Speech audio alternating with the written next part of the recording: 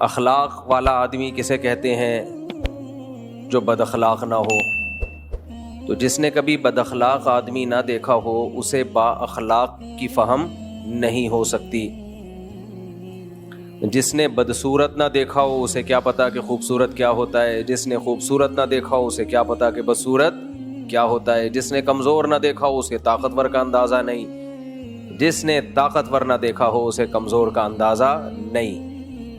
جس نے گندگی نہ دیکھی ہو اسے صفائی کا اندازہ نہیں. جس نے صفائی نہ دیکھی ہو اس کو گندگی کا اندازہ نہیں. یہ میں اپنی بات بیان کر رہا ہوں کہ میں بھی کینیڈا سے آیا ہوں نا. پاکستان سے باہر نکلو، صاف ستھرے ملک، اپنا نارتھ کراچی ماشاءاللہ، آتے ہی غلاظت کا ڈھیر، کچرے، مکھیاں. میں نے آتے ہی کل صبح 6 بجے میں پہنچا ہوں کراچی کینیڈا سے، بہت لمبی فلائٹ. جو ہمارے ہوسٹ تھے کینیڈا میں، آتے ہی ویڈیو کال کی میں نے ان کو اور بتایا کہ ماشاء اللہ آپ ہماری گلی دیکھیں. اور میں نے کہا مجھے کیوں بھیجا آپ نے واپس، مجھے آنے کیوں دیا؟ تو جب میں نے ان کو اپنی گلی دکھائی تو کیا بتاؤں، کیا گٹر کے جو صفائی ہوئی ہوئی تھی نا وہ مال ملادہ باہر رکھا ہوا تھا. پوری گلی کا یہی حال، اور اس پورے نارتھ کراچی کا الحمدللہ یہ حال ہے. الحمدللہ کیوں کہہ رہا ہوں میں؟ کہ اللہ کا شکر ہے کہ ہم صبر کرتے ہیں اس پہ. اب پتہ نہیں صبر پہ ثواب مل رہا ہے یا الٹا عذاب ہوگا کہ اللہ کہے گا کم بختو، گندگی پہ صبر کرتے ہوئے تمہیں شرم نہیں آتی؟ کچھ صبر ایسے ہوتے ہیں جن میں یہ ڈاؤٹ ہوتا ہے کہ صبر کا ثواب بھی مل رہا ہے کہ نہیں مل رہا. شریعت کے خلاف چیزوں پہ صبر کا ثواب تھوڑی ملتا ہے. جیسے جو لوگ دوسری شادی نہیں کرتے اور صبر سے رہتے ہیں، تو میں ان سے کہتا ہوں کہ اس پہ ثواب تھوڑی ہے، کیونکہ وہ تو اللہ کی طرف سے ترغیب ہے، کرو بھائی. تم نہیں کر رہے تو وہ تو تمہارا اپنا ہیڈیک ہے.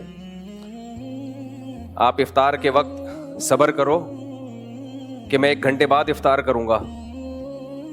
پکوڑے رکھے ہوئے ہیں، اذان ہو گئی مغرب کی، شربت، پکوڑے، چاٹ، دل چاہ رہا ہے کھانے کا، آپ صبر کرو 1 گھنٹے بعد کھاؤں گا. ثواب ملے گا؟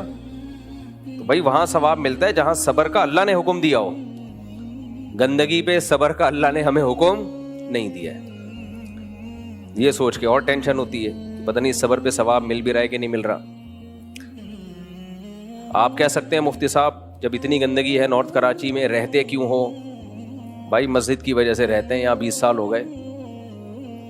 رفیع بھائی ہیں یہاں پہ ماشاءاللہ پرانے، اور پرانے دوست ہیں جن کے زمانے کی ٹرینیں بند ہو چکی ہیں، ان کے زمانے کی سائنسی ایجادات ریٹائر ہو چکی ہیں.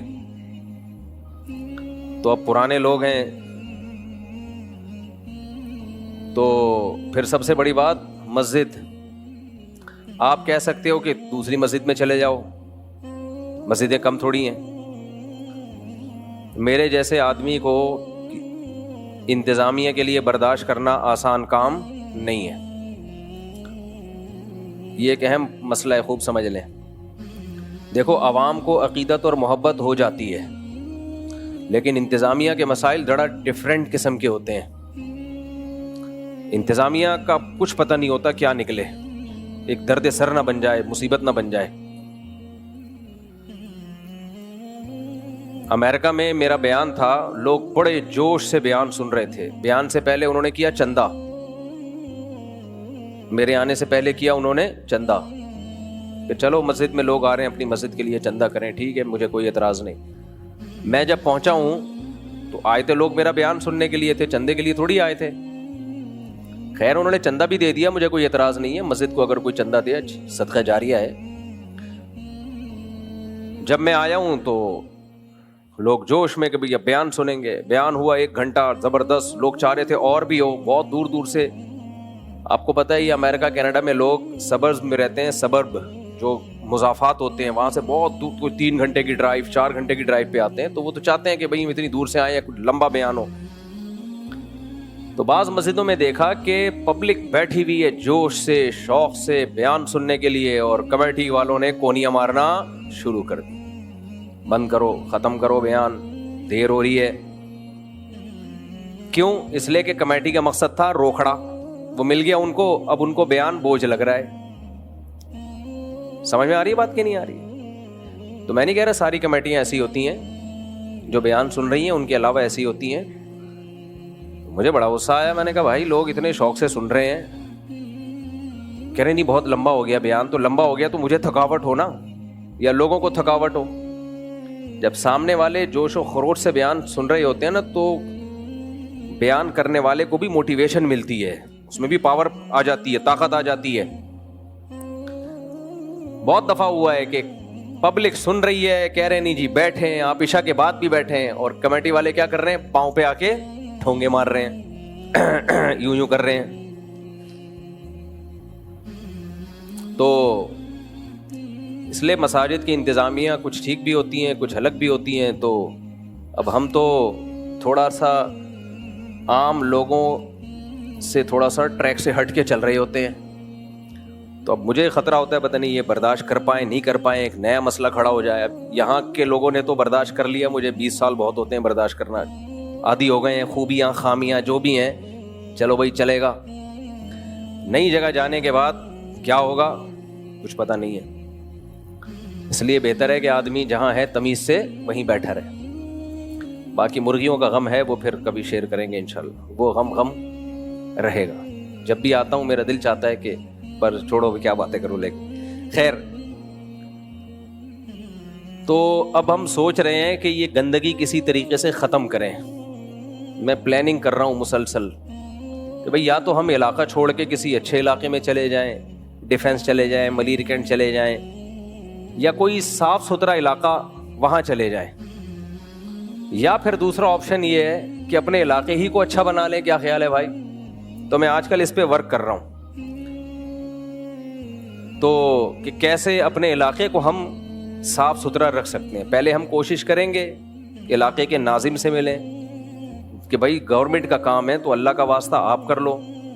گورنمنٹ نہیں کرے گی تو پھر ہم علاقے کے لوگوں کو جمع کریں گے کہ انسان کے بچے بن جاؤ, سب مل جل کے پیسے جمع کرتے ہیں, کوئی میکینزم بناتے ہیں کہ علاقہ صاف ستھرا رہے. اور صاف ستھرا کرنا کوئی کمال نہیں ہے, صاف ستھرا رکھنا مسئلہ ہے. اللہ کرے اس مہم میں کامیاب ہو جائیں, ورنہ پھر صبر کے علاوہ ہمارے پاس کوئی آپشن نہیں ہے. کیا خیال ہے رفیع بھائی؟ کوشش کرنی چاہیے نا. اور میرا ارادہ یہ ہے کہ ایک مہم کی صورت میں یہ کام کروں گا, اس کا ولاگ بھی بناؤں گا. اگر ہم اس میں کامیاب ہو جاتے ہیں کہ دیکھو ہمارے علاقے میں کتنا صاف ستھرا ہو گیا, بالکل نیٹ کلین, گلیاں چمک رہی ہیں, اگر ہم اس مہم میں کامیاب ہو گئے تو جو پروسیس ہم نے اختیار کیا تھا پورا ایک ایک اسٹیپ بائی اسٹیپ اس کا ولاگنگ کر کے ریکارڈ کر لیں گے. تو کراچی کے دوسرے علاقے والوں کے لیے بھی ایک یوں سمجھیں کہ ایک نمونہ ہوگا وہ, کہ بھئی آپ حکومت کی سے امیدیں مت لگاؤ. دیکھو ہمارے گھروں کو گورنمنٹ آ کے صاف کرتی ہے بھائی, گٹر بند ہو جائے گورنمنٹ آتی ہے, کچھ خود ہی کرتے ہیں نا. اور بھی بہت ساری چیزیں جو ہم خود صاف کرتے ہیں. ہم گورنمنٹ کے بلبوتے پہ نہیں ہوتے, ہم اپنے بستروں کو صاف کرنا, گھر کے برتنوں کو صاف کرنا, ماسیاں لگائی ہوئی ہوتی ہیں, خود کر رہے ہوتے ہیں, بیسیوں ڈیپینڈ نہیں کرتے. تو ایسا ہی بھائی ایک گلی کو سب گلی والے مل کے بھی تو صاف کر سکتے ہیں, لیکن ایک سسٹم ہونا چاہیے, وہ سسٹم ہمارے پاس نہیں ہے. تو اس پہ میں کوشش کر رہا ہوں, کام کر رہا ہوں, ابھی شروع کیا میں نے. یہ میرا کام ہے نہیں لیکن مجبوری ہے, کیا کریں بھائی, جب آپ لوگ نہیں کرو گے تو مولانا صاحب کریں گے نا. یہ تو اپنا علاقہ صاف کریں گے انشاءاللہ, پھر ہم بتائیں گے بھائی یہ اگر ہو گیا نہیں ہوا, کیونکہ اس میں لوگوں کا تعاون ضروری ہے. اور اس میں جس سے بھی مشورہ کیا ہے سب سے بڑا مسئلہ یہ ہے کہ لوگ پیسے نہیں نکالتے جیب سے. یہ بڑا مسئلہ ہے. کسی سے 50 روپے نکلوانا, خون پسینہ نکل جاتا ہے آدمی کا, خون پسینہ نکل جاتا ہے, لوگ نہیں دیتے. یہ تو گورنمنٹ آپ سے گیس اور بجلی کے بل لے لیتی ہے, کیونکہ نہیں دو گے تو گیس کاٹ کے چلی جائے گی, تو مجبوری ہے دے دیتے ہیں, ورنہ یہ بھی کوئی نہیں دیتا. یہ بہت بڑا مسئلہ ہے ہمارے ساتھ کہ حق لیتے ہوئے تو ہم سب آ جاتے ہیں, حق دینے کے لیے بہت بڑا مسئلہ ہوتا ہے ہم لوگوں کے ساتھ. تو کوشش کریں گے, کامیاب ہو گئے تو ٹھیک ہے, نہیں تو خیر. تو میں تو آئنسٹائن کا نظریہ اضافت بیان کر رہا تھا کہ کسی صاف ستھرے علاقے, ہمارے حضرت مفتی رشید احمد صاحب جو تھے نا بہت زیادہ صاف ستھرے تھے, بہت سے بھی زیادہ, حالانکہ وہ تو باہر ملکوں سے ہو کے نہیں آئے تھے, اتنے صاف ستھرے تھے. وجہ کیا تھی؟ ہماری جو روایات تھی نا ہندوستان میں, وہ یہ والی نہیں تھی جو آج چل رہی ہیں. ہماری جو ہندوستان میں روایات تھیں وہ صفائی ستھرائی والی ہی تھی. مسلمان بہت صاف ستھرے ہوا کرتے تھے. ہمارے حکمرانوں نے ہم کو میلا بھی کر دیا اور الحمدللہ ہم کو گندا بھی کر دیا. خیر, تو میں یہ عرض کر رہا تھا کہ کسی بھی چیز کو سمجھنے کے لیے اس کے اپوزٹ کو سمجھا جاتا ہے. آپ صاف ستھرے علاقے سے آؤ تو گندگی آپ کو بری لگے گی, گندے علاقے سے جاؤ تو صفائی آپ کو بہت اچھی لگے گی. میں جب باہر ملکوں میں جاتا ہوں 3 دن تک صرف سانس لیتا رہتا ہوں. آپ بھی آسٹریلیا گئے تھے نا, یہ بھی ان کا فون آیا, مفتی صاحب عجیب ہی, جو انڈا موڑ سے گئے تھے آپ, اس لیے. تو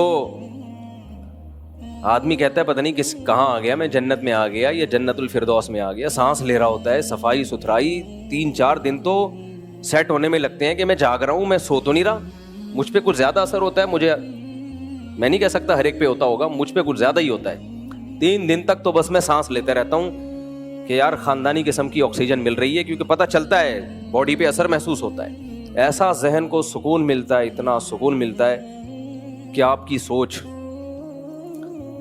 یہ بالکل ایسا ہی ہے جیسے کوئی بہت میلا کچیلا گندے کپڑے ہو, آپ اس کو جا کے نہلا دو, وائٹ کاٹن کلف پہنا کے, خوشبو وشبو لگا کے, ایئر کنڈیشن میں بٹھا دو اور بولو اب کیسا سکون مل رہا ہے. کسی بھنگی کے ساتھ یہ کام کرو کیسا لگے گا اس کو؟ ہم بھنگی نہیں ہیں میرے بھائی, لیکن جن جگہوں پہ ہم رہتے ہیں نا وہ شاید بھنگیوں کے رہنے کی ہیں, وہ عام انسانوں کے رہنے کی نہیں ہے. خیر, تو تعرف الاشیاء باضدادها, ہر چیز اپنی اپوزٹ سے پہچانی جاتی ہے. تو جیسے ہمیں یہاں گندگی نظر آتی ہے تو ہمیں وہاں کی صفائی کی بہت زیادہ قدر ہوتی ہے. باہر ملکوں میں بہت اچھے لگتے ہیں وہ صاف ستھرے علاقے, ایسے ہی میرے بھائی کچھ صفائیاں یہاں پر ہیں, تو جب ہم وہاں جا کے وہ گندگیاں دیکھتے ہیں تو وہ گندگیاں بھی ہمیں بہت زیادہ بری لگتی ہیں. وہ انگریزوں کو نہیں لگتی, وہ ہمیں لگتی ہیں. وہ ہے روحانی گندگیاں. وہ کیا ہیں بولو؟ روحانی گندگی. بے لباس ہونا کوئی کمال نہیں ہے. بے لباسی یہ تہذیب سے عاری لوگوں کی علامت ہے. دنیا میں تہذیب میں سب سے پہلا دخل آپ کے لباس کا ہے. قرآن مجید کیا کہتا ہے؟ قد انزلنا علیکم لباسا یواری سوآتکم وریشا. اللہ کہتے ہیں ہم نے تمہارے لیے لباس اتارا ہے جو تمہاری جسم کے ان اعضاء کو چھپا دیتا ہے, جو اعضاء ہم دوسروں کے سامنے دکھانا نہیں چاہتے. اور اللہ نے قرآن مجید میں لباس کو زینت قرار دیا. زینت, مجھے ایک بات بتاؤ, زینت میں انسان کو سکون ملتا ہے یا زینت اختیار کیے بغیر بد زینت ہونے میں سکون ملتا ہے؟ زینت میں سکون ہے نا. جتنی زیادہ زینت ہوگی چھچور پنا نہ ہو. یہ زینت کا مطلب تہذیب کی والی جو زینت. تو اللہ قرآن مجید میں اللہ سے زیادہ کوئی انسانی نیچر کو جانتا ہے بھائی؟ کوئی بھی نہیں جانتا. اللہ کہتے ہیں ہم نے تمہارے لیے زینت رکھی ہے. کس میں؟ لباس میں. اب دیکھو ایک بات خوب اچھی طرح سمجھو, اللہ نے مرد کے لیے بھی لباس کو زینت قرار دیا, عورت کے لیے بھی لباس کو اللہ نے زینت قرار دیا. اور عورت کا لباس اللہ نے سر کے بال سے لے کے پاؤں کے ناخن تک, اور مرد کا لباس اللہ نے اتنا سخت نہیں رکھا. جو قوم بے لباس ہو جائے, چڈیاں پہن کے گھوم رہی ہو,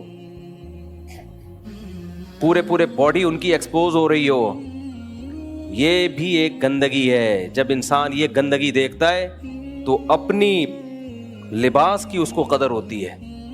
اللہ کا کتنا بڑا فضل ہے, ہماری عورتیں پورے کپڑے پہنتی ہیں, ہمارے مرد بولو پورے کپڑے. اب مجھے آپ بتاؤ, آپ لوگ اگر یہاں کتنے اچھے لگ رہے ہو ماشاءاللہ، نیک شریف شرفا، اگر یہاں چڈی بنیان میں آئے ہوئے ہوتے اچھے لگ رہے ہوتے یا برے لگ رہے ہوتے؟ بولتے کیوں نہیں؟ کتنے برے لگ رہے ہوتے. کچھ ٹھرکی قسم کے لوگ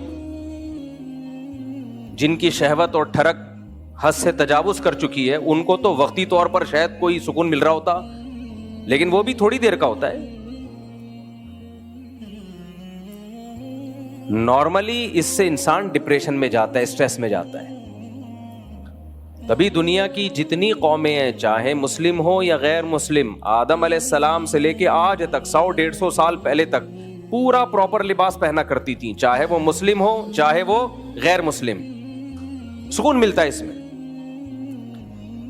لیکن جب آپ کفرستان میں جاتے ہو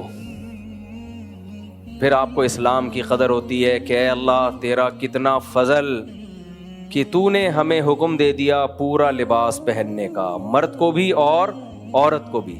اس کا فائدہ کیا ہوا؟ اللہ نے حکم دے دیا، اس کا فائدہ کیا ہوا؟ میں آپ کو مثال سے سمجھاتا ہوں اس کا فائدہ کیا ہوا. مثال سے، آپ کو کوئی بیماری تھی، ڈاکٹر نے کہا کہ ڈاکٹر کو پتا تھا کہ اس بیماری کا علاج اس میڈیسن میں ہے، اس دوا میں ہے جو ذرا کڑوی ہے. آپ بلا وجہ ڈاکٹر سے الجھ رہے ہو اور کہہ رہے ہو کہ دلیل سے ثابت کرو کہ اس دوا میں میری شفا ہے. یا اور آسان کر دیتا ہوں، آپ دلیل سے ثابت کرو کہ اس انجیکشن میں میری شفا ہے. اب ڈاکٹر دیکھ رہا ہے کہ یار اس انجیکشن کو اگر نہیں لگایا گیا یہ بندہ مر جائے گا، اور میں دلیل سے ثابت کرنے آ گیا تو اس میں ایک نئی ڈیبیٹ شروع ہو جائے گی. اس کو سمجھائے گا کون؟ کیونکہ اس کی عقل ڈاکٹر کی عقل کے برابر نہیں ہے. عقلیں لامحدود ہوتی ہیں یا محدود ہوتی ہیں؟ بولو. دنیا میں کوئی انسان ایسا ہے جسے اللہ تعالی نے غیر محدود صلاحیت دی ہو؟ کوئی ہے ایسا انسان؟ آپ وزن اٹھا سکتے ہو 10 کلو 20 کلو بہت 30 کلو. کیا دنیا میں کوئی ایسا انسان دیکھا جو لامحدود ویٹ اٹھا سکتا ہو؟ ہے بھائی؟ تو بھائی ہمارے بازوؤں میں وزن اٹھانے کی طاقت محدود ہے. کتنا ہی بڑا فنٹر ہو ایک وقت کے بعد جا کے عاجز آ جائے گا. اللہ نے ہمیں بولنے کی طاقت دی، یہ محدود ہے یا لامحدود؟ میں 1 گھنٹہ بیان کر سکتا ہوں، 2 گھنٹہ کر سکتا ہوں، 3 گھنٹہ. جب پہلے میرے سفر ہوتے تھے ایک دن میں 4 بیان رکھے ہوئے ہوتے تھے، میں ان سے کہتا تھا ویسی گولی سے مار دو میرے بھائی. اتنا کون بولے گا یار؟ ہمارے جو علماء کرتے تھے، جو واعظ ہوتے ہیں نا، واعظ و نصیحت کرنے والے، وہ اگر ہر وقت بیان کرتے رہیں تو کیچڑ آنا شروع ہو جاتا ہے. مثال دیتے تھے کنویں میں پانی زیادہ نکالو گے تو کیچڑ آئے گا، بیان میں جان اور طاقت ختم. تو تم بولنے کی ایک محدود طاقت ہے، ایک وقت تک بولو گے تھک جاؤ گے، گلا بیٹھ جائے گا آپ کا، دماغ کام کرنا چھوڑ دے گا. بھاگنے کی محدود طاقت. ایک خاتون گئی کہ میرا بچہ، میرے شوہر جو ہے ڈاکٹر نے ان کو کہا کہ آپ کے شوہر بیمار ہیں تو ان کو چاہیے کہ واک کیا کریں. نفسیاتی ڈاکٹر تھا، دماغی ڈاکٹر ہوتے ہیں نا جو نفسیاتی تو نہیں کہنا چاہیے، نفسیات کا علاج کرنے والے. نفسیاتی کا مطلب تو خود بیچارہ نفسیاتی، لیکن وہ تھا بھی نفسیاتی. بعض ڈاکٹر لوگوں کی نفسیات کا علاج کرتے کرتے خود کیا ہو جاتے ہیں. یہ میرا ٹاپک چینج نہ ہو جائے، یہ جو ٹاپک لے کے چل رہا ہوں بیچ میں قیام تام بہت آتا ہے. یہ بھی اس کی علامت ہے بھائی. جو سائیکیٹرسٹ ہیں ان کو بھی چاہیے کہ روزانہ 2-3 پیشنٹ سے زیادہ مت دیکھا کریں، کیونکہ کسی نفسیاتی سے کو ڈیل کرنا اور اس سے بات چیت کرنے سے آدمی خود بھی کیا ہونا شروع ہو جاتا ہے؟ نفسیاتی ہونا شروع ہو جاتا ہے. میرے پاس کوئی وہمی آ جائے نا، ایسے کانپنا شروع ہو جاتا ہوں میں کہ مجھے وہم کا مریض بنائے گا. اس لیے میں بس ایک دن میں 24 گھنٹے میں 1 سے زیادہ پیشنٹ وہم کے مریض کا نہ کال سنتا ہوں نہ اس کو دیکھتا ہوں، اور اس کو بھی 2-3 منٹ. اس کے بعد میں بولتا ہوں تیرا کوئی علاج نہیں ہے، تو بیمار ہے تو ہمیں کیوں بیمار کر رہا ہے بھائی؟ تو پانی کے ٹب میں ڈوب کے مر جا، کیونکہ ان کا غسل ہوتا ہی نہیں ہے نا. جب تک پانی کے ٹب میں نہیں گھس جائیں، سمندروں میں غوطے نہ لگائیں، ان کمبختوں کا وضو نہیں ہوتا. تو میں ان سے ایسے ہی کہتا ہوں، میں نے کہا تو مر جا، इस जिंदगी तेरी बीवी तुझसे परेशान, तेरे बच्चे तुझसे परेशान, टैंकियों की टैंकियां खाली कर देते हैं। ऐसे लोग हैं नहाने जाते हैं पूरी टैंकी खाली हो गई, इनका कमबख्तों का गुस्ल नहीं हो रहा। तो भाई तेरा गुस्ल नहीं हो रहा तो हमें क्यों परेशान कर रहा है उसको? नहीं मुझे पता है इसका नहीं है कोई इलाज है, ये जब तक खुद नहीं सीरियस होगा अपने इलाज में कौन कर सकता है इलाज? तो अब कितने डॉक्टर्स ऐसे हैं जो साइकोलॉजिस्ट थे वो इलाज करते करते खुद साइको हो गए, क्योंकि अपनी ताकत से ज्यादा बोझ उठा लिया, अब अपना इलाज किसी और से करवा रहे हैं। तो यही एक डॉक्टर था जो इलाज करते करते क्या हो गया? साइको पेशेंट बन गया। तो एक खातून ने कहा कि इन्होंने खातून को मशवरा दिया कि अपने शौहर को बोलो वॉकिंग किया करें। तो उन्होंने कहा वो तो माशाल्लाह 20 साल से वॉकिंग कर रहे हैं। 20 साल से क्या कर रहे हैं? वॉकिंग। तो डॉक्टर ने कहा पता नहीं कहाँ निकल गए होंगे, पकड़ के लाए उनको। जो बंदा 20 साल से वॉकिंग कर रहा हो वो तो अब तक कराची से अमेरिका पहुंच चुका हो। खैर, तो अल्लाह ताला ने इंसान को ताकतें महदूद दी हैं, लामहदूद ताकत अल्लाह ने इंसान को नहीं दी है। तो हर चीज महदूद है, तो अकल लामहदूद हो सकती है भाई? थिंकिंग पावर लामहदूद हो सकती है कि सब कुछ इंसान ही फैसला कर ले कि ये भी ठीक है ये गलत है, और उस पर ऐसा यकीन हो कॉन्फिडेंटली कि बस जो मैं कह रहा हूं वही ठीक है ना? ऐसा नहीं होता भाई। कुछ चीजें ऐसी होती है जहां इंसान जा सकता है, अकल आपको वहां तक ले जा सकती है। कुछ चीजें ऐसी होती हैं कि वहां आपको हथियार डालने पड़ते हैं कि भाई हम नहीं फैसला कर सकते, ये इंसान से ऊपर की कोई जात होगी जो हमें बताएगी। तो मैं डॉक्टर की मिसाल दे रहा था कि एक पेशेंट है, डॉक्टर समझता है कि इसको पेन हो रहा है हार्ट में या कुछ मसला हो रहा है, फौरन इंजेक्शन लग गया तो ये बच जाएगा, नहीं लगा तो ये मर जाएगा। अब डॉक्टर इंजेक्शन लेके खड़ा हुआ है, आपने डॉक्टर से डिबेट शुरू कर दी। डॉक्टर साहब काइंडली मुझे ये बताइएगा, पहले ये दलील से साबित करें कि मेडिकल साइंस की कौन सी किताब के कौन से सफ़े पे लिखा हुआ है कि जमशेद को जब ये वाला पेन हो तो उसके लिए ये वाला टीका लगेगा। डॉक्टर के पास टाइम सिर्फ 5 मिनट था। डॉक्टर ने मुतमईन करने के लिए कि जमशेद तो लगवा नहीं रहा टीका, चलो फौरन मैं मेडिकल साइंस की किताब ले आता हूँ, दिखा देता हूँ, भाई ये देखो ये पढ़ लो। अब जमशेद ने कहा कि इसकी क्या दलील है कि ये जो किताब में लिखा है ये सही लिखा है? हो सकता है आपने गलत किताब हो, मुस्तनद किताब हो। अब वो बहस में लग गया। डॉक्टर को पता है कि 5 मिनट से ज्यादा अगर मैंने देर कर दी तो इसका इन्ना लिल्लाह हो जाएगा। अब डॉक्टर अगर आपका खैरख्वाह है तो हाथ पांव बांधेगा और ठोक देगा। ठोकेगा भी उस जगह पे जहां, यानी बाजू में ठोकने में तो ये ना जरा सा हिल गया तो मसला हो जाएगा, तो उस पॉइंट पे ठोकेगा। क्या ख्याल है कि भाई फौरन इंजेक्शन ठोक दो, बहस बाद में होती रहेगी। तो ये जो डॉक्टर ने इंजेक्शन ठोक दिया, ये मरीज के साथ खैरख्वाही की या नहीं की? ये मरीज बेवकूफ है, उलझ रहा है डॉक्टर से। मरीज बेवकूफ है, उलझ किससे रहा है? डॉक्टर से। तो याद रखो, इंसान बेवकूफ हैं, उलझते हैं किससे? अल्लाह से। किससे उलझते हैं? अल्लाह से। अल्लाह ने कहा औरत को पर्दा करो, इंसान कह रहे नहीं, मेरा जिस्म मेरी मर्जी। पर्दा तो दिल का होना चाहिए। बाहर मुल्कों में, मगरिबी दुनिया में, वेस्टर्न कंट्रीज में पर्दा नहीं है। कहते हैं ये क्या है, खामखा में औरत को तुमने चादरों में लपेट दिया। अभी आप हैरान हो गए, कनाडा में, ये तो अल्लाह का शुक्र है हमने वो मंजर अपनी आंखों से देखा नहीं। कनाडा में हमारे जाने के बाद अगले दिन, मेरे जाने की वजह से नहीं वैसे ही, कुछ लोग मर्द और औरतें बिल्कुल बरहना एहतजाज कर रहे थे। मुझे लोगों ने बताया कि फला महल्ले में आजकल ये एहतजाज चल रहा है, बिल्कुल न्यूड। समझने के नहीं समझ। अब ऐसा ना हो आप लोग टिकट कटा के, हमारे हजरत फरमाया करते थे कि जब उलमा इन मुल्कों की बेहयाई बयान करते हैं तो वो बयान तो इसलिए कर रहे होते हैं इबरत के लिए, लेकिन फरमाते थे कि नौजवानों के सामने ना बयान किया करें, वो कहेंगे यार अब तो जाना बनता है, अब तो जाना बनता है। तो बिल्कुल न्यूड होके ना لوگوں نے بتایا احتجاج ہو رہا ہے، مرد بھی اور عورتیں بھی۔ احتجاج کیا ہو رہا ہے کہ لباس کی جو تھوڑی سی پابندی رہ گئی ہے اس کو ختم کیا جائے، کیونکہ یورپ، امریکہ میں، کینیڈا وغیرہ میں پابندی ہے، آپ بالکل نیوڈ نہیں گھوم سکتے، 2-4 اسٹیکر آپ کو چپکانے پڑیں گے۔ سمجھ رہے کہ نہیں سمجھ رہے؟ بالکل نیوڈ کی اجازت نہیں ہے، کیونکہ ابھی سوسائٹی اس کو قبول نہیں کر رہی، تھوڑے دن میں قبول کر لے گی، کیونکہ انہوں نے اچھے اور برے کا معیار سوسائٹی پہ ڈال دیا ہے کہ سوسائٹی جس کام کو اچھا کہے گی وہ اچھا ہے، سوسائٹی جس کام کو برا کہے گی وہ کیا ہے بھائی؟ برا ہے۔ تو اب تک سوسائٹی اس کو اچھا نہیں کہتی، میجورٹی سوسائٹی کہتی ہے 1-2 اسٹیکر رہ گئے ہیں وہ لگنے چاہیے، کیونکہ ہماری پرمپرا ہے، ہماری روایات ہیں کہ ہم بالکل نیوڈ ہو کے نہیں گھومتے، تو اپنی پرمپرا کو، تو اس پرمپرا 2-3 اسٹیکروں کے خلاف احتجاج ہو رہا ہے۔ نہیں آئی میرا خیال ہے؟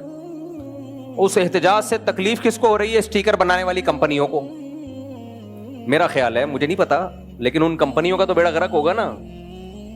لباس تو مارکیٹ سے کیا ہو گئے یار، اب تو چڈی بنیان والی کمپنی ہے وہ بھی ٹھپ ہو جائیں گی۔ کیا خیال ہے کہ یار 2-3 چیزیں رہ گئی ہیں؟ تو احتجاج چل رہا تھا مرد اور عورتوں کا کہ بھائی یہ پابندی ختم کی جائے، جس کی مرضی پہنے، جس کی مرضی بولو نہ پہنے۔ کیا دقیانوسی ہے؟ دلائل ان کے پاس بھی ہیں۔ اب ہم کہہ سکتے ہیں اس سے تو بے حیائی پھیلے گی، اس سے تو یہ ہوگا، اس سے تو وہ ہوگا، تو وہاں وہ لوگ جواب دیتے ہیں کہ یہ ٹھرکیوں کو کہ ہاں بے حیائی پھیلے گی، وہ کہتے ہیں ہم تو یوز ٹو ہیں۔ عورتیں بے لباس جا رہی ہوتی ہیں، کوئی گورا نظر اٹھا کے بھی نہیں دیکھتا ان کو۔ یہ تو ہم نے وہاں دیکھا ہے کہ گورے اس طرح ٹھرکی نہیں ہوتے جیسے ہمارے ہاں لوگ ٹھرکی ہوتے ہیں۔ ہمارے ہاں کوئی عورت ایسے بے لباس گھومے نا، گھر تک پہنچا کے آئیں گے، گھر تک پہنچا کے آئیں۔ دلیل ان کے پاس بھی ہے کہ دیکھو یہ جو ایشیائی ملکوں میں ٹھڑک ہے اتنی، یہ اسی وجہ سے تو ہے کہ انہوں نے کبھی بے لباس عورت دیکھی نہیں ہوتی، پاگل ہو جاتے ہیں دیکھ کے۔ جب یہ چیز عام کر دو گے تو پاگل ہونا بند ہو جائیں گے۔ دے دو آپ جواب دلیل سے، بیٹھ کے بحث کرتے رہو فضول۔ تو ہومو سیکسولیٹی کو جو لیگل کیا وہ بھی یہی کہ بھئی اس کے غلط ہونے کی کیا دلیل ہے۔ ایک انگریز نے مجھ سے بحث کی کہ یہ کیوں غلط ہے۔ میں نے کہا بھائی غیرت کوئی چیز ہوتی ہے، ان کی غیرت کیا ہے بھائی؟ واٹ از غیرت؟ یہ تو کلچر بتاتا ہے یہ غیرت ہے، یہ بغیرتی ہے۔ بولا چلو آپ بحث کر سکتے ہو بھائی، اس سے نسل ختم ہو جائے گی، ہو جائے تو نسل بچا کے کیا کرنا ہے؟ تو کسی چیز کا وہ کہہ رہے ہیں، ہم یہ تھوڑی کہہ رہے ہیں کہ زبردستی کرو، جو نہیں کر رہا نہیں کرو، جس کو شی پسند ہے وہ شی کی طرف جائے، جس کو ہی پسند ہے وہ کدھر جائے؟ ہی کی طرف جائے۔ تو اپنا ذاتی معاملہ ہے، کیوں جبر کیوں کر رہے ہو؟ اب ایک آدمی کو جمشید سے محبت ہو گئی، آپ کیوں اس کی محبت ختم کروا رہے ہو یار؟ اس کو جمشیدہ پسند نہیں ہے، اس کو پسند کون ہے؟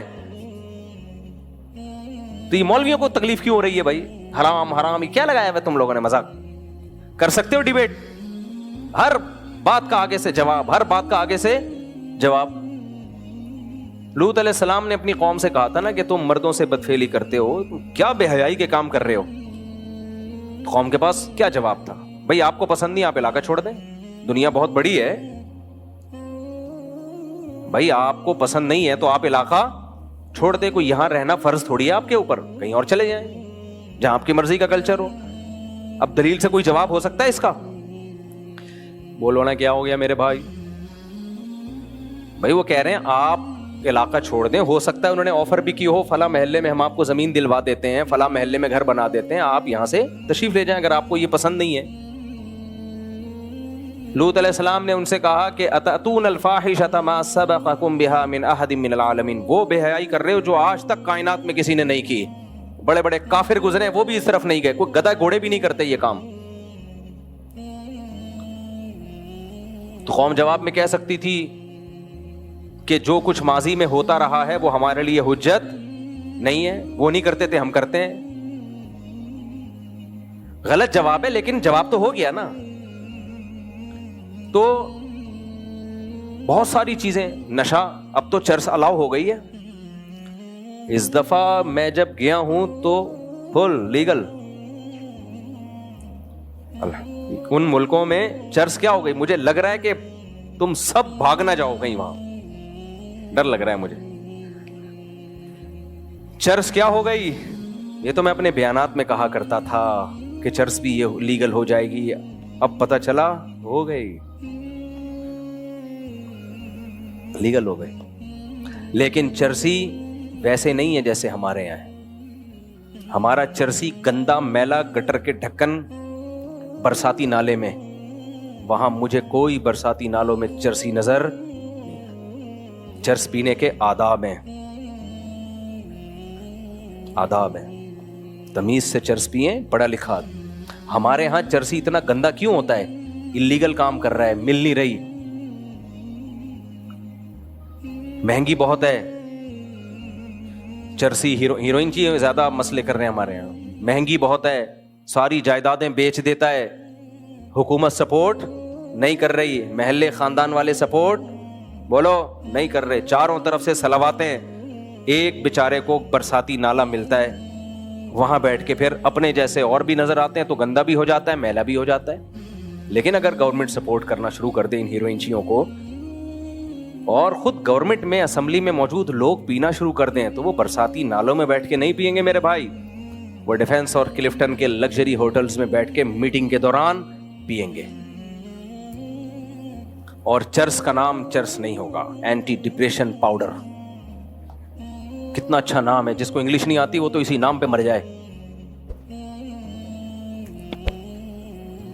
نشہ اتنا عام ہے بھائی. یہ گندگی ہماری سوسائٹی میں بولو نہیں ہے. یہ ننگا پن دیکھ دیکھ کے آدمی پاگل ہو جاتا ہے. کیا ہے یار, کوئی تہذیب کوئی چیز ہوتی ہے. خدا کی قسم اس سوسائٹی نے عورت کا جو حشر کیا ہے, ہائے ہائے, دنیا میں سب سے بڑا ظلم عورت کے ساتھ اس سوسائٹی میں ہے. آپ کہہ سکتے ہو کہاں ہے مفتی صاحب, کیا باتیں کر رہے ہو, کیا چشمہ لے جانا بھول گئے تھے؟ عورت تو اتنی آزاد ہے, کوئی عورت کو ٹچ کرے تو کیس ہو جاتا ہے. ہائے ہائے ہائے ہائے, وہی ہے آئنسٹائن کا نظریہ اضافت, تمیز سے پڑھا ہی نہیں تم لوگوں نے. اور بھائی اس کی عورت کو ہماری ان عورتوں کے ساتھ کمپیئر مت کرو جو شوہر کے ظلم برداشت کرتی ہیں. وہ چند فیصد عورتیں ہیں.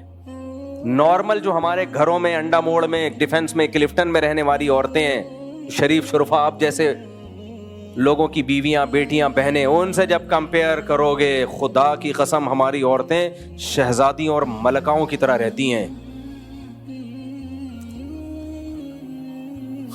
ملکہ کی طرح رہتی ہیں ہماری عورتیں. بہت عزت ہے ہماری سوسائٹی میں عورت کی, بیٹی کے روپ میں ہو, بہن کے روپ میں ہو, ماں کے روپ میں ہو, بیوی کے روپ میں ہو, دادی نانی کے روپ میں ہو, بہت عزت ہے. ان بڈھیوں کی کوئی عزت بولو نہیں. میں ترس گیا کسی بڈھی کے ساتھ کوئی جوان لڑکا نظر آ جائے یار, کسی بڈھی کے ساتھ کوئی بچے نظر آ جائے, 2-4 جوان نظر آتے ہوں گی, کوئی 100 میں 1 آدھ ہوتی ہیں. بڈھی یا تو بڈھے کے ساتھ یا کتے کے ساتھ. یار یہ کیا ہے, تمہاری نسل کہاں گئی, تمہارا خاندان پریوار کہاں گیا جس نے تمہیں اس بڑھاپے میں اکیلا چھوڑ دیا؟ کمپیئر کرو گے تو پتہ چلے گا بھائی صاحب. ابھی ٹک ٹاک پہ, فیس بک پہ خوب ہوشیار رہو, میرے اس کا کلپ بھی بنا کے ڈال دینا لازمی, کیونکہ آج کل کچھ موٹیویشنل اسپیکرز, کچھ افلاطون, کچھ بقرات اور اس دور کے سقراط مارکیٹ میں آ گئے ہیں, جنہوں نے خواتین کے حقوق کے نام پہ عورت کو بگاڑنا شروع کر دیا ہے. بہت تیزی سے یہ کام ہو رہا ہے. ایسے ہی کسی افلاطون کی ایک ویڈیو میں نے پرسوں دیکھی, جس میں وہ یہ کہہ رہے ہیں کہ KPK میں, خیبر پختونخوا میں عورت پہ بہت ظلم ہوتا ہے. ان بیچاری عورتوں کو گھروں کے اندر بند کر کے رکھا ہوا ہے, اور ان کو پارکوں میں جانے نہیں دیا جاتا, یہ ہوتا ہے, اور یہ مردوں کی دسترس میں ہوتی ہیں, اور اگر کبھی پارک میں چلی جائیں تو کوئی مرد چھیڑ کے چلا جاتا ہے. یورپ میں ایسا بولو نہیں ہوتا. یعنی کہنا وہ یہ چاہ رہے تھے. میں KPK بھی گیا ہوں, ان کی عورتیں زیادہ شہزادیوں کی طرح رہتی ہیں بنسبت پنجاب اور کراچی کے. میرا دل چاہ رہا تھا ویڈیو کے اندر گھس کے اس کو گریبان پکڑ کے باہر نکالوں اور KPK میں لے کے جاؤں, اور بتاؤں کہ یہاں عورت کی جو عزت ہے نا, تیرا باپ 100 دفعہ مر کے بھی پیدا ہو جائے تو اس عزت کا سوچ نہیں سکتا. مجھے غصہ بہت آیا تھا اس پہ, بے غیرت آدمی. اور پٹھان عورتوں کو خراب کر رہا ہے. عورت کمزور دل کی ہوتی ہے, وہ جب اس طرح کے موٹیویشنل اسپیکر کو سنتی ہے نا, وہ اپنے باپ اور بھائی کے خلاف بغاوت پہ آتی ہے. اس کو نہیں پتا ہوتا مجھے کیا بینیفٹس مل رہے ہیں, لیکن دل کی کمزور ہوتی ہے, وہ فوراً متاثر ہو جاتی ہے. 2-4 انگلش کے ٹھش پش لفظ سیکھ لیے ہوتے ہیں ان کم بختوں نے. مجھے اتنا غصہ آیا کہ یار ان عورتوں کو تم خراب کر رہے ہو جو اچھی بھلی زندگی گھروں میں گزار رہی ہیں, بچے ماؤں کی خدمت کرتے ہیں, مرد سار ایک ایک آدمی پورے خاندان کو کھلاتا ہے. ایسا خوبصورت فیملی سسٹم ہے. میں نے دوستوں سے کہا میرا بس نہیں چل رہا, میں ادھر سے ہی گریبان سے پکڑ اس کو نکالوں, کہ بولنے سے پہلے سوچا تو کرو. تم رپورٹیں پیش کر رہے ہو, اس کا امپیکٹ کیا ہوگا؟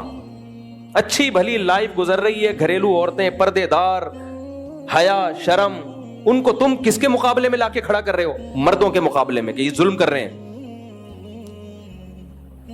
باقی ظالم مرد اگر کوئی ہیں, بعض عورتوں نے تبصرہ کیا ہوا تھا, ہاں میرا مرد بہت پیٹتا ہے مارتا ہے. بھائی وہ تو پھر پنجاب میں بھی ہیں, KPK میں بھی ہیں, سندھ میں بھی ہیں, کراچی میں بھی. ان ظالم مردوں کے خلاف آواز اٹھاؤ. کس نے منع کیا ہے؟ ان کا گھروں میں رہنے کو عیب بنا کے پیش کیا جا رہا ہے.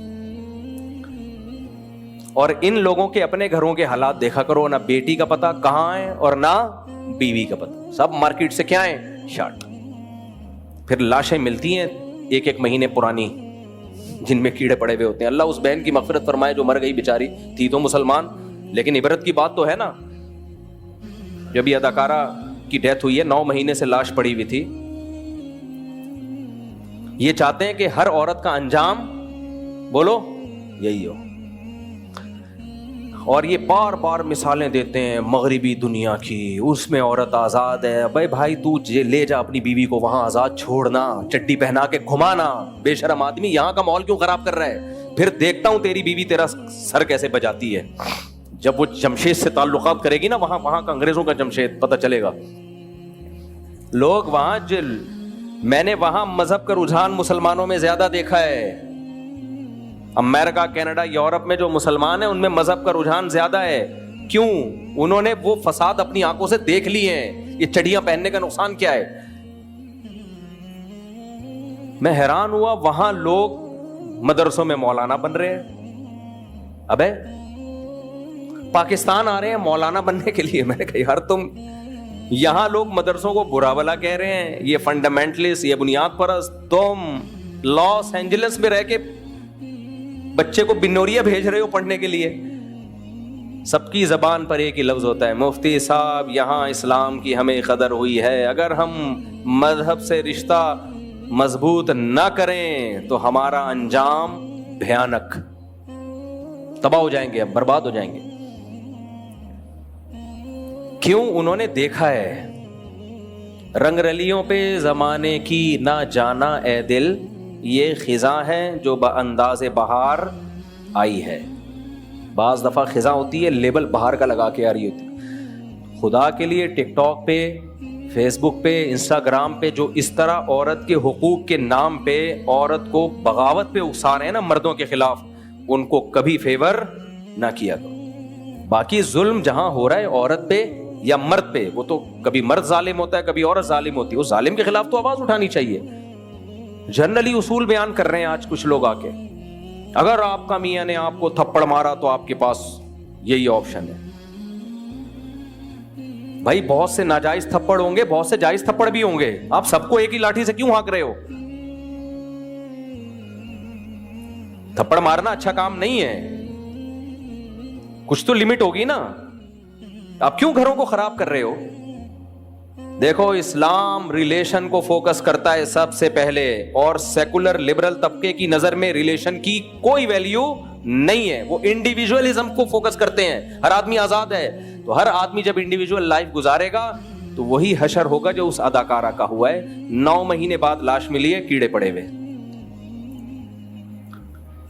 اور یاد رکھو انڈیویجول لائف گزارنے سے مرد کا اتنا نقصان نہیں ہے, عورت کی ایسی کی تیسی. کیونکہ عورت میں جب تک حسن ہوگا اس کو سب عزت دیں گے. جہاں حسن ذرا سا ڈھلکا, اور خواتین کو اس بات سے غصہ بہت آتا ہے لیکن یہ گراؤنڈ ریئلٹی ہے, مرد کا حسن دیر سے خراب ہوتا ہے, عورت کا حسن بہت جلدی برباد ہو جاتا ہے. جہاں ذرا سا حسن خراب ہوا, اب نہ اس کو ایڈورٹائزمنٹ کے لیے لیا جائے گا, نہ اس کو فلموں میں ہیروئن کا کیریکٹر دیا جائے گا, نہ اس کی وہ ویلیو رہے گی جو حسن و جمال کی وجہ سے تھوڑے دن پہلے ویلیو تھی, نہ مرد اس سے اس کا موبائل نمبر مانگیں گے, پھر وہ ڈپریشن میں جائے گی. یا کوئی انسان کا بچہ مجھ سے شادی کر لے لیکن کوئی شادی کرنے کے لیے بھی تیار نہیں ہوگا. مردوں کو اعتماد ہی ختم ہو جاتا ہے کہ پتہ نہیں اتنے لوگوں سے اس کے تعلقات رہے, اب ٹھیک ہوگی بھی کہ نہیں ہوگی. مرد جتنا مرضی ٹھرکی ہو, بری بات ہے, اچھا کام نہیں ہے, لیکن وہ چاہے گا جس سے میری شادی ہو رہی ہے وہ تو کم از کم میرے ساتھ وفا کرے. تو اب جب زندگی کے بہاریں ختم تو ڈپریشن شروع. کیا شروع ہو جاتی ہے؟ ڈپریشن. آپ کہتے ہیں نہیں یہ فنکار اداکار لوگ تو بڑے خوش نظر آتے ہیں. بھائی اسٹیج پہ نظر آتے ہیں تھوڑی دیر کے لیے, سمجھ رہے ہو؟ اللہ نظر بس سے بچائے یار, اللہ نظر بس سے بچائے. میں یہ باتیں کرتے ہوئے دو ڈر ہوتے ہیں, ایک نظر سے اللہ بچائے, دوسرا کوئی خود پسندی کی بات نہ ہو. میرے اعمال اس قابل نہیں ہے کہ میں خوش ہوں, میرے اعمال اس قابل نہیں ہے. میں یہ نہیں کہہ رہا میں نیک ہوں, صرف اللہ نے ہماری دین کی طرف تھوڑی سی نسبت کر دی ہے, کچھ مولاناؤں یا نیک لوگوں والا گیٹ اپ دے دیا ہے. اس کی یہ برکت ہے کہ جن چیزوں کو آپ ٹینشن سمجھتے ہو وہ ساری ہم میں موجود ہیں. پھر بھی دل سے بتا رہا ہوں اللہ نے خوش بہت رکھا ہوا ہے اب تک کی رپورٹ. باقی دل تو اللہ کے ہاتھ میں ہے, تم کم وقت نظر لگا دو گے تو الگ مصیبت ہے. یا اللہ کی نظر ہٹ جائے, اللہ کہے اب میں تجھ سے تیرے اعمال کے حساب سے معاملہ کروں گا تو ایک الگ بات ہے. اب تک تو اللہ نے رحمت والا معاملہ کیا ہوا ہے. تو میں ان لبرل سیکولر لوگوں سے بولتا ہوں کہ مولوی ہو کے اتنا خوش کیوں ہوتا ہے وہ؟ دیکھو خوشی کی ایک بڑی بڑی علامت پتہ ہے کیا ہوتی ہے؟ جو غمزدہ ہوتے ہیں وہ چاہتے ہیں سوئیں زیادہ. وہ کیا چاہتے ہیں؟ ہمارا ٹائم زیادہ کس میں گزرے, کیونکہ اٹھیں گے تو غم شروع ہوگا نا.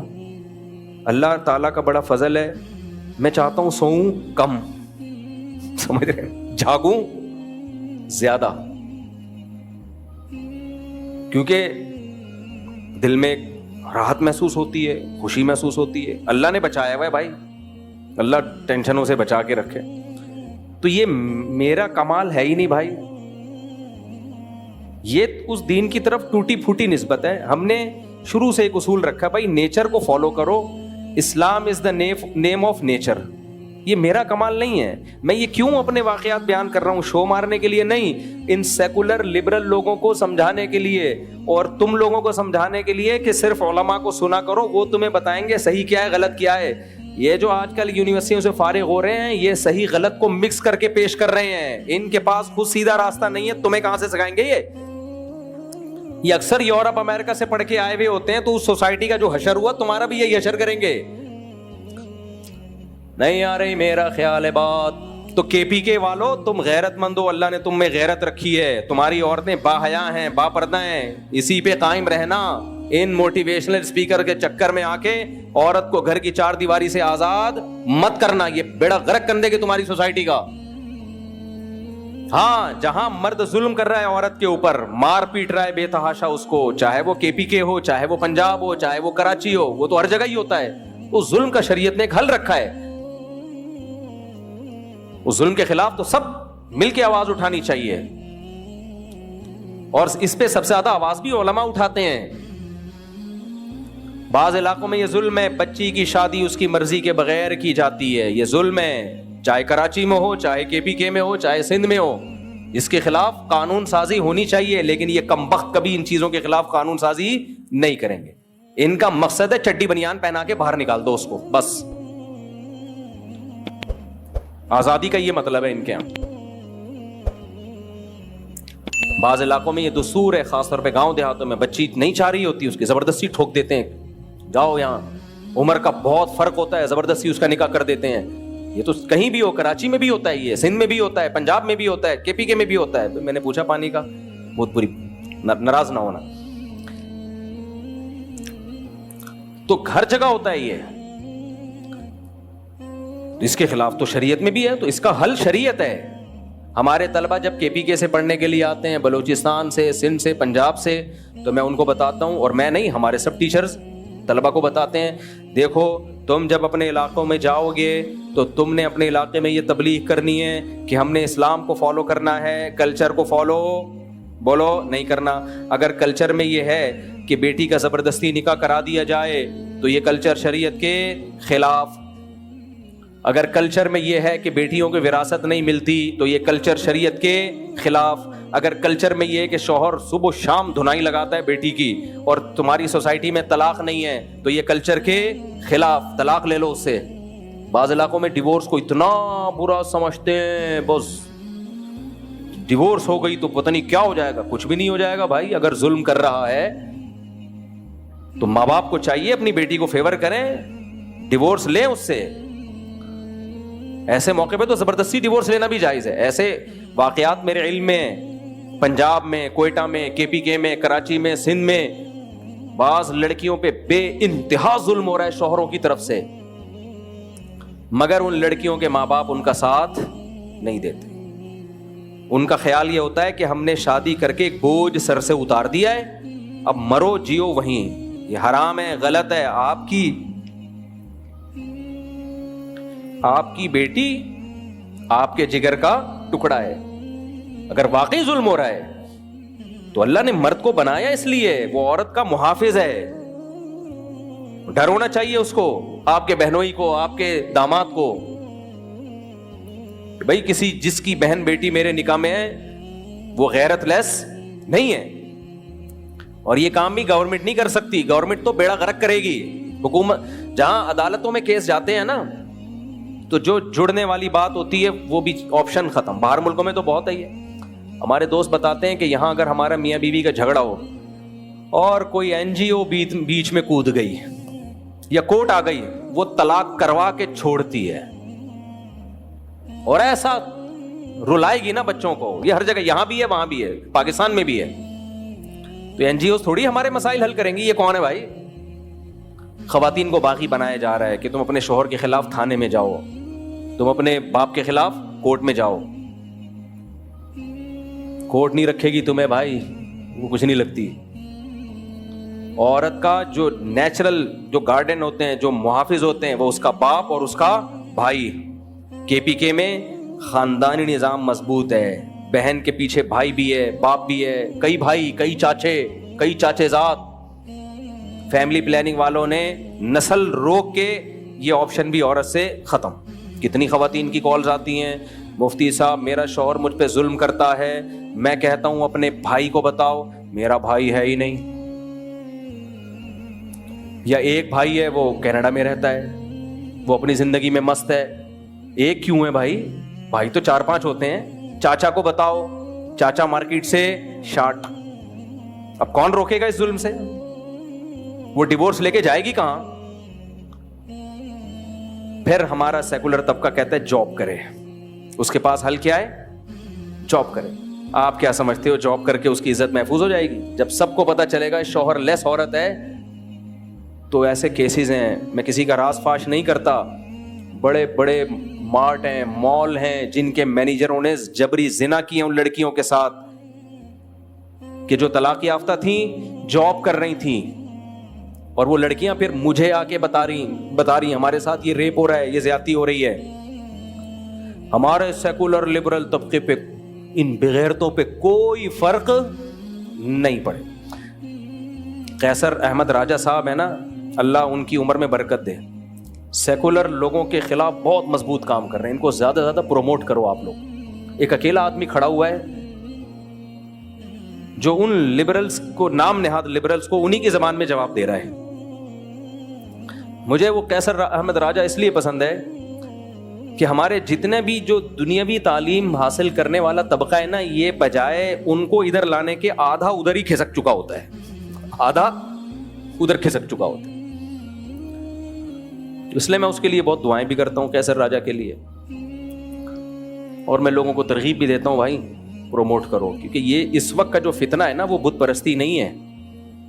اس وقت کا فتنہ ہے سیکولرزم اور نام نہاد لبرلز, جو ہمارا ایک خوبصورت ہمارے پاس رہ کیا گیا ہے, جو ہمارے حکمرانوں نے ہمیں سرنج سے نچوڑنا تھا وہ نچوڑ لی.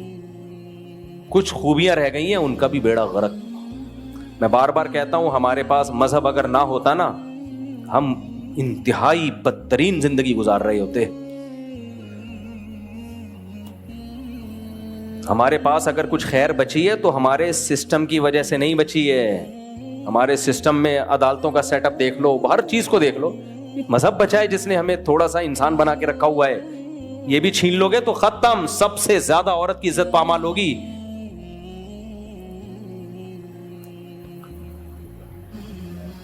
تو وہ لبرلز وہ کیا کہہ رہے ہیں, کے پی کے میں عورت کیا ہے, غیر محفوظ. مجھے خیال ہوا اس کو میں اندر گھس کے گریبان سے باہر نکالوں. کوئی ایسی ٹیکنالوجی ابھی تک آئی نہیں ہے, ورنہ کیونکہ بعد میں غصہ ٹھنڈا ہو جاتا ہے. ابھی تو دوبارہ مجھے اس لیے آ رہا ہے کہ میں بیان کر رہا ہوں نا اس کے بارے میں. اسی وقت گریبان سے باہر نکالوں اور میں بولوں کہ کے پی کے میں ہمیں یاد ہے مغربی ممالک میں کسی کنٹری کا نام نہیں لیتا, یہ تو کامن مسئلہ ہے. ہمارے دوست نے بتایا 16 سال کی لڑکی کے ساتھ جنسی زیادتی ہو رہی تھی. پاکستانی نے بتایا, کہہ رہے میں نے پولیس کو بلوا کے وہ زیادتی رکوائی. میں نے کہا یار 16 سال کی لڑکی کا کوئی باپ اور بھائی نہیں تھا جس کے ساتھ یہ جنسی زیادتی ہو رہی ہو, پولیس کیوں آ رہی ہے؟ کے پی کے میں کوئی تصور کر سکتا ہے 16 سال کی لڑکی کو کوئی ہاتھ لگا دے اس کا باپ اور بھائی چھوڑ دے گا؟ ہے بھائی, اللہ کرے. میں کسی کا نام لے کے رد اس لیے نہیں کرتا کہ مقصد کسی کو رسوا کرنا نہیں ہے. اللہ کرے میرا یہ کلپ نا اس طرح کے سیکولر لوگ جب کلپ بنا رہے ہوتے ہیں نا ان کے ساتھ میرا یہ کوئی چلا دے تاکہ فوراً جواب مل جائے. کہہ رہے کے پی کے میں عورت محفوظ نہیں ہے, بڑے ظلم کرتے ہیں پٹھان لوگ اپنی بیویوں پہ. مقصد کیا ہے؟ مقصد بے پردگی پھیلانا. جن علاقوں میں غیرت زیادہ ہوگی ان کی توپوں کا رخ ادھر کو زیادہ ہوگا. وہاں تصور نہیں ہے میرے بھائی کہ 16 سالہ لڑکی کو کوئی ہاتھ لگا دے, اس کا باپ اور اس کا بھائی پولیس نہیں بلائے گا. امریکہ والے پولیس بلاتے ہیں کیونکہ لڑکی کا نہ باپ کا پتہ نہ بھائی کا پتہ. آ جاتی ہے پولیس, اچھی پولیس ہے, بچا لیتی ہے. کے پی کے میں یا مسلمان کلچر میں, کے پی کے میں تو زیادہ ہے یہ پردہ. وہاں پر نسبتاً بلوچستان ہو گیا, کے پی کے ہو گیا, ان میں نسبتاً پردہ دوسرے شہروں کی نسبت زیادہ ہے. یہ تو ایک مشاہدہ ہے, نظر آ رہا ہے. میں تبھی جب کے پی کے جاتا ہوں نا ان کو بولتا ہوں تمہارے سارے فیملی سسٹم کو یہ یونیورسٹیاں کو ایجوکیشن سسٹم تباہ کرے گا اور کر رہا ہے. خدا کے لیے اس کے خلاف آواز اٹھاؤ. ہم تعلیم کے خلاف نہیں ہیں, لڑکیوں کے لیے الگ کالج ہو, لڑکوں کے لیے الگ. اس میں کیا جا رہا ہے بھائی؟ اس پہ دھرنے دو. اسلامی جتنی بھی سیاسی جماعتیں ہیں ان کو بولو بھائی ہمارا یہ ہمارے خاندانی نظام کو بچاؤ, ہماری بچیاں باغی ہو رہی ہیں, ہمارے بیٹے باغی ہو رہے ہیں, کو ایجوکیشن سسٹم نہیں چاہیے ہمیں. اس پہ جب مضبوط آواز اٹھے گی تو کام ہوگا. کوئی آوازیں نہیں اٹھا رہا, نہ ہماری دینی تنظیمیں اٹھا رہی ہیں, نہ ہمارے مذہبی طبقہ آواز اٹھا رہا ہے. ٹھنڈے پیٹوں سب نے برداشت کر لیا ہے تو آپ اگلی نسل کا تو بیڑا غرق ہو جائے گا پھر. اور جب لڑکی میں بے حیائی آتی ہے نا تو صرف بے حیائی نہیں آتی, باپ کے ساتھ اونچی آواز میں بات کرنا بھی آتا ہے. شوہر کی تو پھر کوئی 2 ٹکے کی حیثیت رہتی نہیں ہے. اور بالآخر یہی ہوگا, ایسی عورت انڈیویجول ہو جاتی ہے, باپ نے تعلق ختم, بھائی نے تعلق ختم. اینڈنگ کیا ہوتی ہے؟ وہی ہوتی ہے جو 9 مہینے بعد لاش ملی. سمجھ رہے ہو؟ یہ اینڈنگ ہوتی ہے. کے پی کے میں تو میں خاص طور پہ بلوچستان اور کے پی کے میں یہ باتیں میں کرتا ہوں خاص طور پہ کہ خدا کا واسطہ یار اپنے کلچر کو بچاؤ. اور تمہارا کلچر تمہاری یونیورسٹیاں تباہ کریں گی ایجوکیشن کے نام پہ. خدا کی قسم ہمیں ایجوکیشن سے نفرت نہیں ہے, اس ماحول سے نفرت ہے. لڑکیوں کے لیے الگ یونیورسٹیاں بنا دو. کیا جا رہا ہے یار اس میں؟ لڑکوں کے لیے الگ بنا دو. آواز اٹھاؤ کہ ہم نہیں برداشت کریں گے یہ نہ. اور لڑکیوں کو لڑکیاں پڑھائیں, لڑکوں کو مرد پڑھائیں. ایک تصویر آئی تھی کے پی کے سے, کے پی کے پشاور کسی اسکول کی, لڑکیاں بیچاری باحیا جوان لڑکیاں بیٹھی ہوئی ہیں اور ایک میل ٹیچر پڑھا رہا ہے اور یہ یوں کر کے جھکی, ان کو شرم آ رہی ہے اس سے پڑھتے ہوئے. میں نے کہا یہ تھوڑے دن تک ہے, یہ آہستہ آہستہ یہ شرم ختم, کیونکہ سیکولر طبقے کی نظر میں عورت کا بے شرم ہونا کمال ہے, اس کو تعلیم کا مسئلہ نہیں ہے. میں نے بہت باحیا عورتیں دیکھی ہیں, باپردہ عورتیں دیکھی ہیں, فل ایجوکیٹڈ ہیں, وہ بہت پڑھی لکھی ہیں, ڈاکٹرز بھی ہیں, انجینئرز بھی ہیں, کمپیوٹر سائنس میں ماہر ہیں, لیکن ان میں حیا ہے. تو حیا ختم کرنے کو ماڈرنزم کا نام دے دیا. حیا اور شرم جہاں دیکھو ضرورت ہو وہاں شریعت بھی حیا کا حکم نہیں دیتی. ضرورت جہاں ضرورت ہو نا تو وہاں شریعت نے بھی حیا کے اصول کچھ ہلکے کر دیے ہیں. ضرورت کے وقت تو ضرورت ہے. اس میں کیا ضرورت ہے کہ لڑکیوں کو لڑکا آ کے پڑھا رہا ہے؟ بھائی تو فیمیل ٹیچر پڑھا دے نا. اور دوسری کلاس میں لڑکے بیٹھے ہوئے ان کو فیمیل ٹیچر پڑھا رہی ہے. کیا مذاق ہے بھائی؟ اس کو ادھر کر دو اس کو ادھر کر دو, کیا جا رہا ہے اس میں؟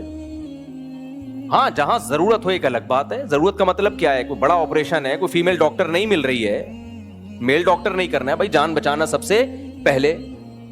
وہاں اگر کوئی کہہ رہی مجھے شرم آ رہی ہے جی میرا, تو پھر ہوا کیا؟ اللہ بل رفعہ اللہ الیہ, اللہ کہتے ہیں بلکہ ہوا یہ ہے کہ اللہ نے آپ کو اپنی طرف اٹھا لیا. اس سے زیادہ کیا وضاحت ہوگی میرے بھائی حضرت عیسیٰ کی حیات پر؟ گھمانا پھرانا چاہو تو بھائی بیٹھ کے گھماتے رہو آیتوں کو. ایکچولی کر کے نا آج کل اتنے سارے اسکالرز آ رہے ہیں, ایکچولی یوں اور ایکچولی پردے کا حکم تو ایکچولی اس لیے, ایکچولی کر کے پوری شریعت کی ایسی کی تیسی کر دی ہے.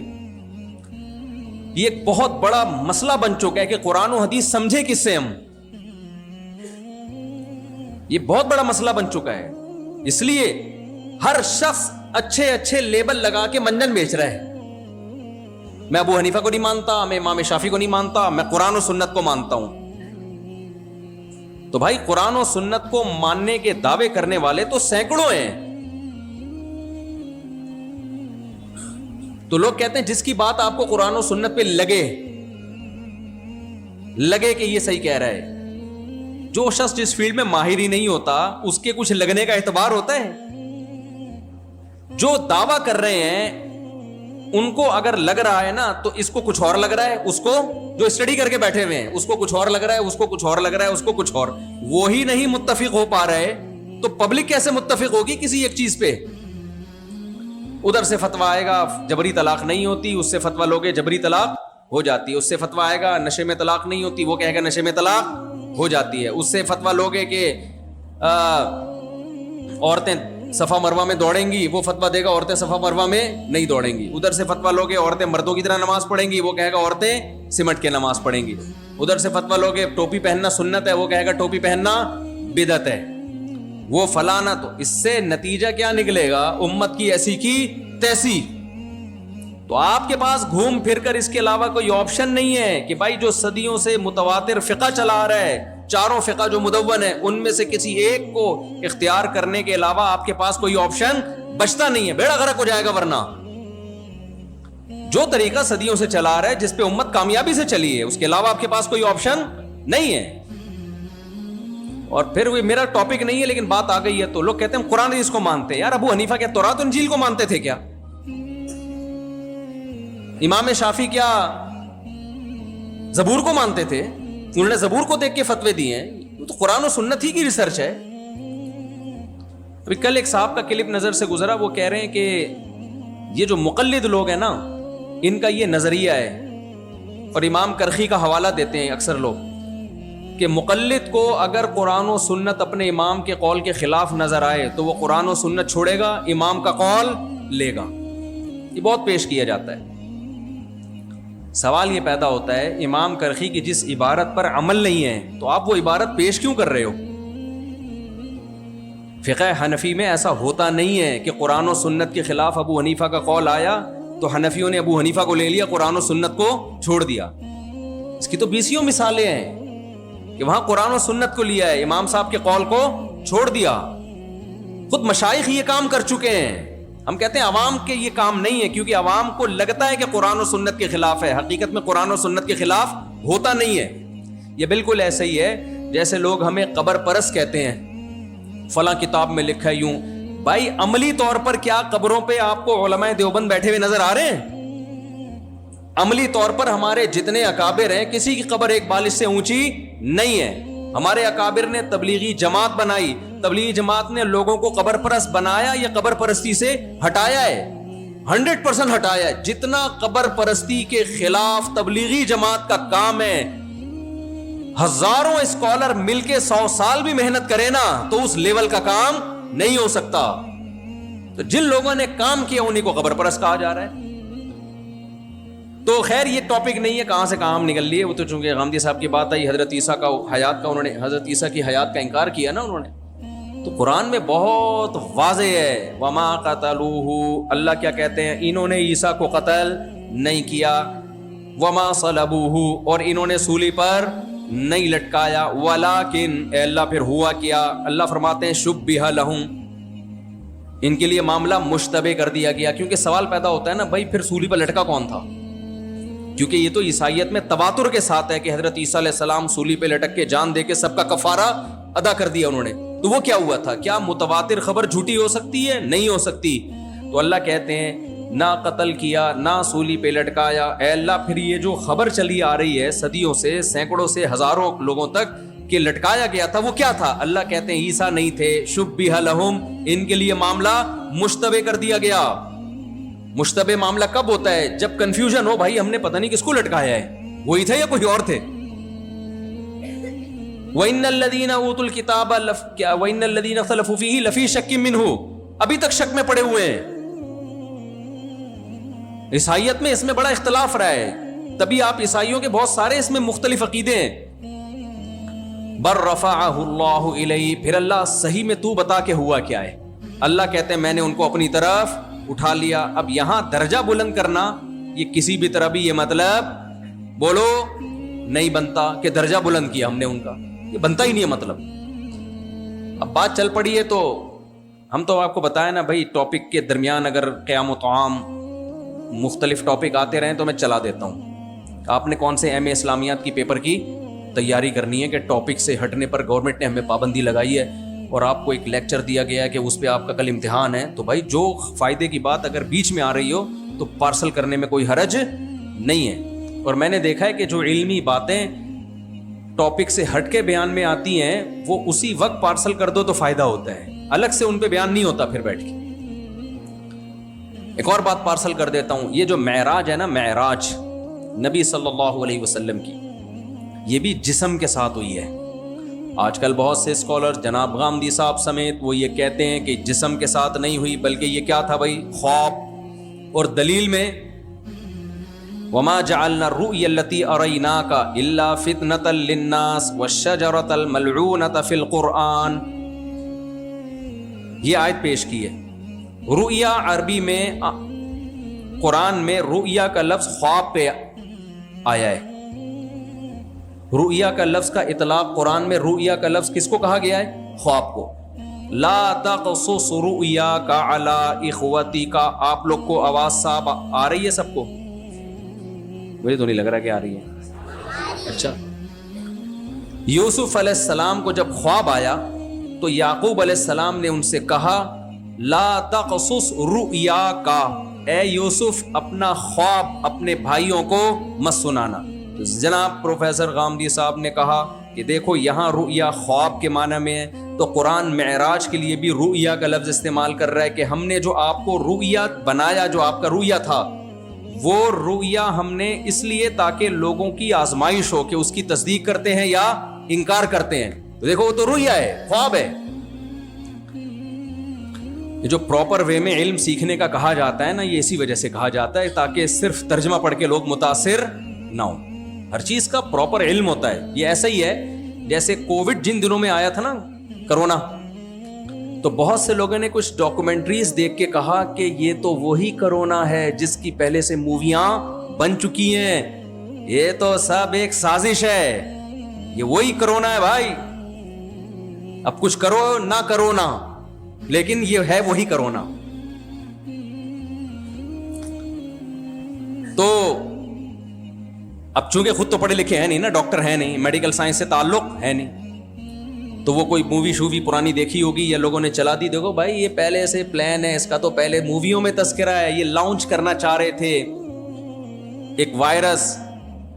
میں نے ڈاکٹروں سے پوچھا, ڈاکٹروں نے بولا بھائی کرونا وائرس تو بہت پرانا ہے, کراؤن سے نکلا ہے یہ. کچھ وائرس ایسے ہوتے ہیں جن کے سینگ ہوتے ہیں کراؤن کی طرح نا, یہ جو ہے نا تاج ہوتا ہے نا بادشاہوں کو, اس میں سینگ نکلے ہوئے ہوتے ہیں, تو یہ اس طرح کا وائرس ہوتا ہے جس کی اس طرح کی شکل ہوتی ہے, تو اس لیے اس کو کراؤن سے بنایا گیا ہے, یعنی اس کے لفظ وہاں سے لیا گیا ہے. تو یہ تو بہت پرانا وائرس ہے. لیکن اب جو بیماری کی شکل میں وائرس آیا، چونکہ اس کے بھی یہ ہے اسی قبیلے سے، اس لیے اس کو اسی لفظ سے تعبیر کیا گیا. اس کا یہ مطلب نہیں تھا کہ اس کا پچھلی موویوں میں تذکرہ موجود ہے. تو ڈاکٹروں سے پوچھا تو وہ بتائیں گے. تو جو میڈیکل سائنس فیلڈ کا ماہر نہیں ہے اس نے اس پہ کتنا پروپیگنڈا کیا ہے، کچھ بھی نہیں ہے، ڈرامہ ہے، اور پہلے سے فلمیں آ رہی تھی وغیرہ وغیرہ. تو بھائی ہر چیز میں جب تک آپ پراپر وے میں علم حاصل نہ کرو آپ بات کرنے کے اہل نہیں ہوتے. تو جناب پروفیسر غامدی صاحب سے بھی یہی مسئلہ ہوا ہے. انہوں نے رؤیا کے لفظ کو دیکھا کہ بھائی خواب کہا گیا ہے. بھائی صاحب رؤیا خواب کو نہیں کہتے، رؤیا کا منظر کو کہتے ہیں. رؤیت سے نکلا ہے رؤیت، کیونکہ خواب بھی ایک منظر ہوتا ہے، سین ہوتا ہے، اس لیے خواب پر بھی اس کا اطلاق کر دیا جاتا ہے. آپ کہتے ہو نا میں نے سوتے میں ایک سین دیکھا ہے. اب کو سین کا لفظ خواب کے لیے استعمال ہوا، لہذا جہاں بھی سین کا لفظ آ رہا ہے SCENE والا سین، سین شین والا سین نہیں بھائی. دوبارہ سے مثال دیتا ہوں، بور تو نہیں ہو رہے آپ لوگ کہ یار مفتی صاحب کیا علمی ٹیکنیکل باتیں لے کے بیٹھ گئے. دیکھو آپ نے خواب دیکھا سوتے میں، آپ کسی کو جا کے بتا رہے ہیں یار میں نے رات کو میں سویا اور میں نے ایک سین دیکھا، تو اگلا فوراً سمجھ جائے گا یہاں سین سے کیا مراد ہے، منظر سے کیا مراد ہے، خواب. تو یوسف علیہ السلام نے آ کے ابا کو بتایا انی ارا فی المنام. ابا ارا رؤیت سے، رؤیت ہلال ہے نا، رؤیت ہلال وہاں سے ارا کا لفظ نکلا ہے، واحد متکلم کا صیغہ ہے. ابا میں نے خواب میں ارا دیکھا. تو جو چیز دیکھی اس کو عربی میں کہیں گے رؤیا، مرئیون کے معنی میں. تو یوسف علیہ السلام کہہ رہے ہیں ابا میں نے خواب میں ارا رؤیت کی. آگے ابا نے کہا کہ تمہاری جو رؤیت ہے لا تقصص رؤیاک، جو تمہاری رؤیت ہے جو تم نے دیکھا ہے وہ کسی سے بیان مت کرنا. یہاں جو چیز دیکھی گئی ہے وہ خواب میں دیکھی گئی تھی، اس لیے اس کو رؤیا سے تعبیر کیا گیا. دوبارہ سے میرا خیال ہے بات پیچیدہ ہو گئی ہے، بہت آسان کر کے سمجھاتا ہوں. یوسف علیہ السلام ابا کے پاس آئے، یہاں تک سمجھ میں آ گیا؟ ایک ایک اسٹیپ کر کے سمجھاؤں گا. ابھی بھی سمجھ میں نہ آئے نا تو پھر پولیس ہی آپ کو سمجھا سکتی ہے، کیونکہ علمی جب دلائل ہوتے ہیں نا تو بہت لوگوں کی مینٹل لیول پہ آ کے سمجھانا پڑتا ہے تو وہ سمجھتے ہیں. یوسف علیہ السلام یہاں تک سمجھ میں آ گیا؟ اور تھوڑے دیر ابا کے پاس آئے. ابا کون تھے؟ یعقوب علیہ السلام. ٹھیک ہے، کہنے لگے اے ابا رأیتو میں نے دیکھا 11 کوكبا 11 ستارے، والشمس والقمر اور سورج اور چاند. 11 ستارے دیکھے اور ایک سورج اور ایک چاند. رأیتہم دوبارہ رؤیت کے لفظ کو دہرایا، میں نے دیکھا لی ساجدین کہ یہ سب مجھے سجدہ کر رہے ہیں. تو جو چیز انہوں نے خواب میں دیکھی، یہاں صرف اور نحو کے طالب علم بیٹھے ہوئے ہیں، جو دیکھی ہوئی چیز ہے اس کو رؤیا کہا جاتا ہے. مرئی فعلا مفعول کے معنی میں ہے یہ، جیسے قاتل قتل کرنے والا، جس کو قتل کیا جائے مقتول. سمجھتے ہو کہ نہیں سمجھتے؟ تو رائی دیکھنے والا، رأیتو میں نے دیکھا، رؤیت ہلال کا لفظ یاد رکھے. مرئیو یا رؤیا وہ چیز جس کو دیکھا جائے، جس چیز کو دیکھا جائے اس کو سین کہتے ہیں انگلش میں، اردو میں منظر کہتے ہیں، بڑا اچھا منظر. تو یہاں یعقوب علیہ السلام نے یوسف علیہ السلام کے سامنے رؤیا کا لفظ استعمال کیا کہ یوسف علیہ السلام نے خود بتایا کہ میں نے دیکھا ہے. تو جو دیکھی ہوئی چیز کو کس سے تعبیر کیا جائے گا؟ رؤیا سے. اب چونکہ وہ خواب میں دیکھا تھا تو ہم کہیں گے یہاں رؤیا وہ منظر ہے جو خواب میں آیا ہے، جاگتی حالت میں نہیں آیا، کیونکہ پیچھے بیان خواب کا چل رہا ہے. لیکن ہر جگہ اس سے خواب ہی مراد لے لینا اس کی کوئی دلیل نہیں ہے. تو اب بنی اسرائیل میں آپ الفاظ دیکھیں، اللہ تعالیٰ قرآن میں فرماتے ہیں کہ ہم نے جو آپ کو رؤیا، جو آپ کا رؤیا تھا، جو منظر تھا معراج میں، جو منظر وہ ہم نے بنایا ہے لوگوں کے لیے آزمائش. لوگوں کے لیے کیا بنائی؟ آزمائش. یہ آزمائش کا کیا مطلب ہے یہ میں ایکسپلین کر دیتا ہوں. جب بھی کوئی اچھمبے کی بات ہوتی ہے نا اور پیغمبر وہ دعویٰ کریں تو عوام کے لیے آزمائش ہوتی ہے کہ انکار کرتے ہو یا اقرار. خواب اچھمبے کی بات ہے، بولتے کیوں نہیں؟ اگر نبی بتاتے مجھے خواب آیا ہے تو یہ آزمائش بنتی لوگوں کے لیے. مشرکین کہتے آ گیا ہوگا بھائی، خواب میں کوئی آسمان پہ بھی جا سکتا ہے، خواب میں بیت المقدس بھی جا سکتا ہے، خواب میں پیغمبروں کی امامت بھی ہو سکتی ہے، خواب میں پہلا آسمان، دوسرا آسمان، تیسرا آسمان، چوتھا آسمان، سارے آسمانوں کی سیر ہو سکتی ہے. کیا خیال ہے بھائی؟ ابھی مجھے آج کسی نے میسج بھیجا کہ میں نے خواب میں عمرہ کیا ہے، تو اب میرا عمرے کا پروگرام بن رہا ہے اس خواب کی بیس پہ. میں نے کہا آپ کے پاس اگر ویسے عمرے کے پیسے ہیں، حالات ساتھ دے رہے ہیں، تو آپ عمرہ کریں، خواب کی بیس پہ آپ عمرہ نہ کریں. وجہ اس کی یہ کہ میں نے بہت سے لوگوں کو خواب میں 4 شادیاں کرتے ہوئے، لوگوں نے مجھے بتایا کہ ہم نے اپنے آپ کو خواب میں 4 شادیاں کرتے ہوئے دیکھا ہے. اس بیس پہ انہوں نے صبح 4 کا نام لیا اور ہڈی پسلی ایک ہو گئی. سمجھتے ہو گے نہیں سمجھتے؟ تو اس لیے اتنا زیادہ آج کل جو ہے نا اتنا زیادہ خواب کو، ٹھیک ہے اس کی بھی ایک حقیقت ہے، حدیث میں آتا ہے کہ جو نیک خواب ہے، رؤیا کا اطلاق بہت دفعہ خواب پر ہوتا ہے، اس کا ہم انکار نہیں کرتے، لیکن ہمیشہ کہہ لینا یہ ٹھیک نہیں. میں یہ علمی بات کو ختم جلدی کر رہا ہوں تاکہ آگے ٹاپک پہ ہم آئیں. تو اب دیکھو اللہ تعالیٰ کہہ رہے ہیں کہ اے نبی ہم نے آپ کے جو رؤیا ہے نا، رؤیا اس خواب، 3 قرینے ہیں جس سے پتہ چلتا ہے کہ یہاں خواب مراد نہیں ہے. پہلا، ہم نے اس کو آزمائش بنایا. خواب کبھی بھی آزمائش نہیں بنتا. مشرکین کے لیے ماننا آسان تھا، بھائی آ گیا ہوگا خواب. یہ آزمائش جب ہی ہے کہ جاگتی حالت میں آپ یہ دعویٰ کریں کہ ہوا ہے. تو مشرکین کہ یہ ممکن نہیں ہے کہ سیکنڈوں میں جا کے کوئی 7ویں آسمان کی سیر کر کے آ جائے اور بیت المقدس بھی جائے. تبھی حضرت ابو بکر نے فوراً مانا اور یہ چیز حضرت ابو بکر کی فضیلت کا ذریعہ بن گئی. دوسری دلیل، قرآن کہہ رہا ہے وما جعلنا الرؤيا التي اريناك الا فتنة للناس والشجرة الملعونة في القرآن. فرمایا ہم نے جو زقوم کا ملعون درخت ہے جس کو ہم نے جہنم میں پیدا کیا، اس کو بھی ہم نے آزمائش بنائے لوگوں کے لیے. وجہ کیا تھی؟ جیسے مشرکین نے نبی کی معراج کا انکار کیا کہ یہ عقلی طور پر ممکن نہیں ہے، اسی طرح جب قرآن نے کہا کہ جہنم میں ایک درخت ہوگا انتہائی کڑوا، تو مشرکین نے کہا ایک طرف آپ کہتے ہو جہنم میں آگ ہے، تو درخت کبھی بھی آگ میں اگ نہیں سکتا. تو اللہ کہتے ہیں معراج بھی آزمائش اور زقوم کا درخت بھی آزمائش. تو وہ درخت خواب میں اگا ہوا ہے، یہ جہنم میں سچی مچی میں اگا ہوا ہے. اگر خواب میں اگا ہوا ہوتا نا وہ درخت، تو مشرکین کے لیے اس کو ماننا آسان تھا. خواب میں ایسا ہو سکتا ہے، خواب میں آگ اور پانی جمع ہو سکتے ہیں. تو جیسے وہ درخت سچی مچی میں اگا ہوا تھا، بھائی اگا ہوا ہے ابھی بھی جہنم میں. تو اللہ نے کہا میری قدرت ہے کہ جو خدا پانی میں درخت پیدا کر سکتا ہے، مٹی میں پیدا کر سکتا ہے، وہ آگ میں بھی پیدا کر سکتا ہے. یہ تو تمہاری آزمائش ہے کہ تم خدا کی قدرت کو مانتے ہو کہ نہیں مانتے. تو اللہ نے اس درخت کا تذکرہ اور معراج کا تذکرہ ایک ساتھ کیا. اس سے پتہ چلتا ہے نہ وہ خواب میں اور نہ یہ خواب میں. یہ 2 دلائل ہو گئے کہ نبی کی جو معراج تھی جسم کے ساتھ تھی. تیسری دلیل سب سے خاندانی، وہ دلیل کیا ہے؟ اس سورت کو اللہ نے شروع کیسے کیا؟ سبحان الذی اسری بعبدہ لیلا من المسجد الحرام الی المسجد الاقصی. ہر عیب سے پاک ہے وہ ذات. اللہ نے سبحان اللہ سے پہلے اپنی تعریف کی کہ جو اپنے بندے کو رات کے تھوڑے سے حصے میں مسجد حرام سے مسجد اقصی کی طرف لے گیا. اگر یہ خواب میں ہوتا نا تو اللہ اپنی تعریف میں خود اپنے لیے سبحان اللہ نہ کہتا. کسی کو خواب میں 4 شادیاں ہم کہتے ہیں سبحان اللہ، بھائی 8 بھی آ سکتی ہیں خواب میں. ہمارے ایک دوست تھے بیچارے، اوپر سے تھوڑے سے سیٹنگ آؤٹ ہو گئی ان کی نا، تو وہ آ کے کہنے لگے میں 11 شادیاں کروں گا. کہنے لگے نبی نے جب 11 کی ہیں تو پھر 4 کیوں 11؟ تو وہ اوپر سے کیا ہو گئی تھی سیٹنگ آؤٹ.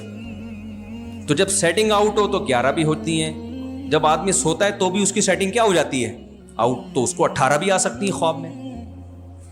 کیا خیال ہے؟ اب کوئی کہے 18 شادیاں ہو گئی، آپ کو یار سبحان اللہ کی قدرت ہے یار تیری خواب میں 18. تعجب سے سبحان اللہ کہو تو ایک الگ بات ہے، یار تجھے خواب بھی کیسے کیسے آ رہے ہیں. لیکن یہ وہ والا سبحان اللہ نہیں ہے جو معراج میں اللہ نے اپنے لیے سبحان کا لفظ استعمال کیا. آپ یوں نہیں کہو گے یار اللہ کی قدرت یہاں ایک نہیں ہو رہی اور اللہ نے تیری 18 کرا دی ایک ہی ٹائم پہ، اللہ کی واقعی بڑا عظیم ہے. تو آپ جواب میں کہو گے بھائی اتنا متاثر ہونے کی ضرورت نہیں ہے، یہ خواب میں ہوا ہے. تو آپ فوراً اپنے الفاظ واپس لو. بولو گے اللہ کی تو تعریف بنتی ہے ہر موقع پہ، لیکن اس موقع پہ یہ تو خواب ہے بھائی، حقیقت تھوڑی ہے یہ. تو قرآن کہتا ہے سبحان الذی اسری بعبدہ لیلا، ہر عیب سے پاک ہے. کیونکہ فوراً اشکال ہوتا ہے بھائی ایک انسانی جسم سیکنڈوں میں اتنا سفر کیسے کر سکتا ہے؟ اللہ نے کہا واقعی نہیں کر سکتا، لیکن اللہ کرانا چاہے تو سب کچھ ہو سکتا ہے. 3 دلائل تو یہ ہو گئے. چوتھی دلیل ایک اور سن لو جو ابھی ابھی آئی ہے کھوپڑی شریف میں. اللہ کہتے ہیں سبحان الذی اسری بعبدہ لیلا، پاک ہے وہ ذات جو اپنے بندے کو لے گیا لیلن، رات کے تھوڑے سے حصے میں. تنوین تقلیل کے لیے یہاں پہ. خواب میں یہ بتانے کی کیا ضرورت ہے رات کے تھوڑے سے حصے میں خواب آیا؟ کبھی آپ صبح اٹھے آپ نے کہا کہ مجھے رات کے تھوڑے سے حصے میں خواب آیا ہے؟ کبھی کہا آپ نے؟ بولو گے بھائی رات کو خواب آیا ہے. اللہ اپنی قدرت اور لفظ سبحان جو اللہ نے استعمال کیا نا، اس پہ مہر لگانے کے لیے کہ اتنا طاقتور اور اتنا عیب سے اور عاجزی سے پاک ہے کہ پوری رات بھی نہیں لگی، بلکہ رات بھی نہیں، آدھی بھی نہیں، پونی بھی نہیں، رات کا بہت ہی معمولی سا حصہ. تو اتنی قیدیں لگانے کی جبھی ضرورت ہے کہ اپنی طاقت اور قدرت کو بیان. دیکھیں اسباب کی دنیا میں تو پوری رات میں بھی ممکن نہیں ہے، لیکن جب کام اسباب سے ہٹ کے ہو رہا ہے تو سیکنڈ میں بھی ممکن ہے. اور ایک اور سب سے واضح دلیل جو چھٹی دلیل ہے، چھٹی ایک پانچویں ہے، پانچویں دلیل ہے وہ یہ کہ قرآن جب کہہ رہا ہے سبحان الذی اسری بعبدہ لیلا، اللہ اپنے بندے کو رات کو لے گیا مسجد حرام سے مسجد اقصی، تو اللہ کہہ رہا ہے میں لے گیا، تو آپ کو خواب میں لے گیا، تو یہ اللہ سے آگے نکلنے کی کوشش ہے یا نہیں ہے؟ دوبارہ سے میں آپ سے کہہ رہا ہوں آپ کا کہیں رشتہ پھنسا ہوا ہے. اب یہ والی مثال زیادہ اچھی سمجھ میں آتی ہے نا. لڑکی کے ابا سے سفارش کروانے کے لیے آپ میرے پاس آئے، ویسے آنا نہیں کبھی اس سلسلے میں، میں کبھی نہیں یہ کام کرتا. آپ نے کہا مفتی صاحب لڑکی کے ابا کے پاس آپ SHO کو لے جائیں. SHO صاحب جب جائیں گے ان کا روب اور دبدبا ہے تو شاید میرے ابا متاثر ہوں کہ ان کے تو تعلقات کہاں ہیں. میں کل آپ کے پاس آیا، میں نے کہا کمال ہے بھائی آپ مجھے دعا دو گے. آپ کا مفتی صاحب کیسے؟ میں رات کے تھوڑے سے حصے میں SHO صاحب کو لے گیا تھا آپ کے سسر کے پاس، بہت جلدی گیا ہوں لے کے اور ٹھک کر کے واپس لے، اور راتوں رات میں نے یہ کام کیا کر دیا تھا، نمٹا دیا. اور میں کہوں لاؤ مٹھائی لے کر آؤ، اور ولیمے میں مجھے بھی بلانا، اور دولہا کے ساتھ مجھے بھی بٹھانا، کیونکہ یہ ساری کاروائی کس کی ہے؟ میری. آپ دوستوں کو بتا رہے مفتی صاحب خواب میں نے SHO صاحب کو میرے سسر کے پاس لے گئے تھے، مجھے غصہ آئے گا کہ نہیں آئے گا؟ میں بولوں گا یار میں مٹھائیوں کی بات کر رہا ہوں، میں اپنے کہہ رہا ہوں میرا کمال ہے یہ، آپ نے کل کہا اور آج کام ہو گیا. تو میں کہوں گا میں نے کہیں خواب کا لفظ یوز کیا؟ خواب میں تو آپ خود ہی چلے جاتے، کیا خیال ہے؟ نہیں آئی سمجھ میں بات؟ خواب میں آپ خود ہی تشریف لے جاتے ہیں نا. تو کتنے واضح دلائل کے بعد بھی لوگ کہتے ہیں کہ جی وہ علم کہاں ہے بھائی؟ جناب غامدی صاحب کے پاس ہے. ایسا نہیں ہے بھائی، اخلاق یقیناً ہے جناب غامدی صاحب کے پاس، علم علماء کے پاس ہی سے آپ کو ملے گا. تبلیغ والے بڑی پیاری بات کہتے ہیں، ہر چیز والوں کے پاس سے ملتی ہے. ٹماٹر کہاں سے ملے گا؟ میکینک کے پاس سے. ٹماٹر والوں کے پاس، ہر سبزی والے کے پاس سے بھی نہیں ملے گا. ٹماٹر کہاں سے ملے گا؟ اس سبزی والے کے پاس ہے جو ٹماٹر والا بھی ہو. خربوزہ کہاں سے ملے گا؟ سائنسدانوں کے پاس سے نا بھائی. خربوزہ آپ کو پتہ نہیں سائنسدانوں کے پاس سے ملتا ہے، آپ کو پتہ ہی نہیں. مجھے لگ رہا ہے کنفیوز ہو گئے آپ بھائی. سائنسدانوں کے پاس سے خربوزے کی رپورٹ تو مل جائے گی، خربوزہ نہیں ملے گا. سیمنٹ فیکٹری والوں کے پاس سے ملے گا. اللہ کہاں ملے گا آپ کو؟ اللہ والوں کے پاس. حکیم اختر صاحب رحمہ اللہ فرمایا کرتے تھے اللہ ان کے پاس سے ملے گا جن کے دل میں اللہ ہے. جس کا دل خود اللہ سے خالی ہے وہاں سے اللہ نہیں ملے گا آپ کو بھائی. الرحمن فاسأل بہ خبیرا، سورہ فرقان میں اللہ کہتے ہیں رحمان کے بارے میں تمہیں معلومات چاہیے باخبر سے پوچھو جو خود رحمان کو جانتا ہو. تو اسی طرح علم علماء سے ملے گا میرے بھائی، جو پراپر وے میں علم حاصل کیا ہو، جنہوں نے عالم بنے ہوں. خیر اب میں اصل ٹاپک کو جلدی سے سمیٹ کے ختم کرتا ہوں. تو بات میں یہاں سے لے کے چلا تھا کہ کچھ چیزیں قرآن میں ہائی لائٹ نہیں ہوتی، ہماری توجہ نہیں جاتی. علماء کا کام ہوتا ہے کہ سوسائٹی کی ضرورت کو دیکھتے ہوئے کہ یہ علوم سے لوگوں کی توجہ ہٹ رہی ہے تو ان علوم کو ہائی لائٹ کیا جاتا. تو یہ مضمون قرآن میں بہت زیادہ ہے، لیکن اس کو ہائی لائٹ کیا کس نے؟ بر صغیر میں, ساری دنیا میں نہیں, مولانا شلوی تھانوی نے بہت ہائی لائٹ کیا. وہ ہائی لائٹ کیا ہے بہت اہم اصول کہ کبھی بھی زندگی میں اس چیز کے پیچھے مت پڑو جو آپ کے اختیار میں نہیں ہے. ادھر توجہ, کبھی بھی زندگی میں اس چیز کے پیچھے بولو مت پڑو جو آپ کے اختیار میں نہیں ہے, اور جو چیز آپ کے اختیار میں ہے اس میں کبھی بھی سستی مت کرو. اس کو توکل کہتے ہیں. تقدیر پہ بھروسہ جب کیا جائے گا جب آپ کے اختیارات ختم, پھر جو ہو رہا ہے بھائی ما قدر اللہ, یہ کس کی طرف سے ہے؟ اللہ کی طرف سے. تو اب دیکھو, ایک ایتھیسٹ ہے, اس کا ایک کلپ میری نظر سے گزرا. اس سے کسی نے پوچھا آپ خدا کو کیوں نہیں مانتے؟ اس نے کہا یہ عجیب لوگ ہیں مسلمان, اوپر سے کوئی بندہ گر گیا اور ٹانگ نہیں ٹوٹی تو کہتے ہیں اللہ نے بچا لیا. کہتے ہیں گرایا کس نے تھا؟ وہ بھی تو اللہ نے گرایا تھا نا. یعنی اس کا مطلب یہ تھا کہ مسلمان بے وقوف ہیں, گرا جب اللہ رہا ہے تو بچانے کی نسبت اللہ کی طرف کر دیتے ہیں, تو گرایا بھی تو اللہ نے تھا نا. تو مطلب یہ کہ میں ایسے اللہ کو نہیں مانتا. بھائی کون کہتا ہے کہ گرایا اللہ نے نہیں ہے؟ گرایا بھی کس نے ہے؟ اللہ نے. بچانے کی نسبت اللہ کی طرف اس لیے ہوتی ہے کہ 20 لوگ گرتے ہیں اور ان کی ٹانگیں ٹوٹتی ہیں. یہ گرا ہے جو نیچرل ہے گرنا, لیکن اللہ نے اس کی ٹانگ ٹوٹنے سے اس کو بچا لیا. ہمارا یہ عقیدہ ہے گراتا بھی, شر کا خالق بھی اللہ ہے اور خیر کا خالق بھی اللہ ہے, لیکن اللہ کی طرف اچھائی کی نسبت کی جائے گی کیونکہ اللہ کے ذمے بچانا تھا نہیں. آپ کہہ سکتے ہو کیسے بچایا, وہ تو اس اینگل سے گرا تھا کہ اس اینگل سے ہڈی ٹوٹتی نہیں ہے. تو بھائی اسباب اور اللہ کے ارادوں میں ٹکراؤ نہیں ہے. جب کسی کو موت دینی ہوتی ہے تو گاڑی آگے ٹکر مارتی ہے اس کو. دیکھو زید نے بکر کو قتل کیا, مقتول کو مارا کس نے ہے؟ زید نے بھی مارا, لیکن نسبت کس کی طرف ہوگی؟ بولتے کیوں نہیں؟ اللہ کی طرف ہوگی. اللہ نے اس کو موت دی ہے. سوال پیدا ہو جب اللہ نے موت دی ہے تو زید سے قصاص کیوں لیا جا رہا ہے؟ اس کا جواب یہ ہے کہ زید کو پتا تھا کہ اس وقت اس نے مرنا ہے. زید کو تھوڑی پتا تھا اس وقت اس کی موت کا وقت آ گیا ہے.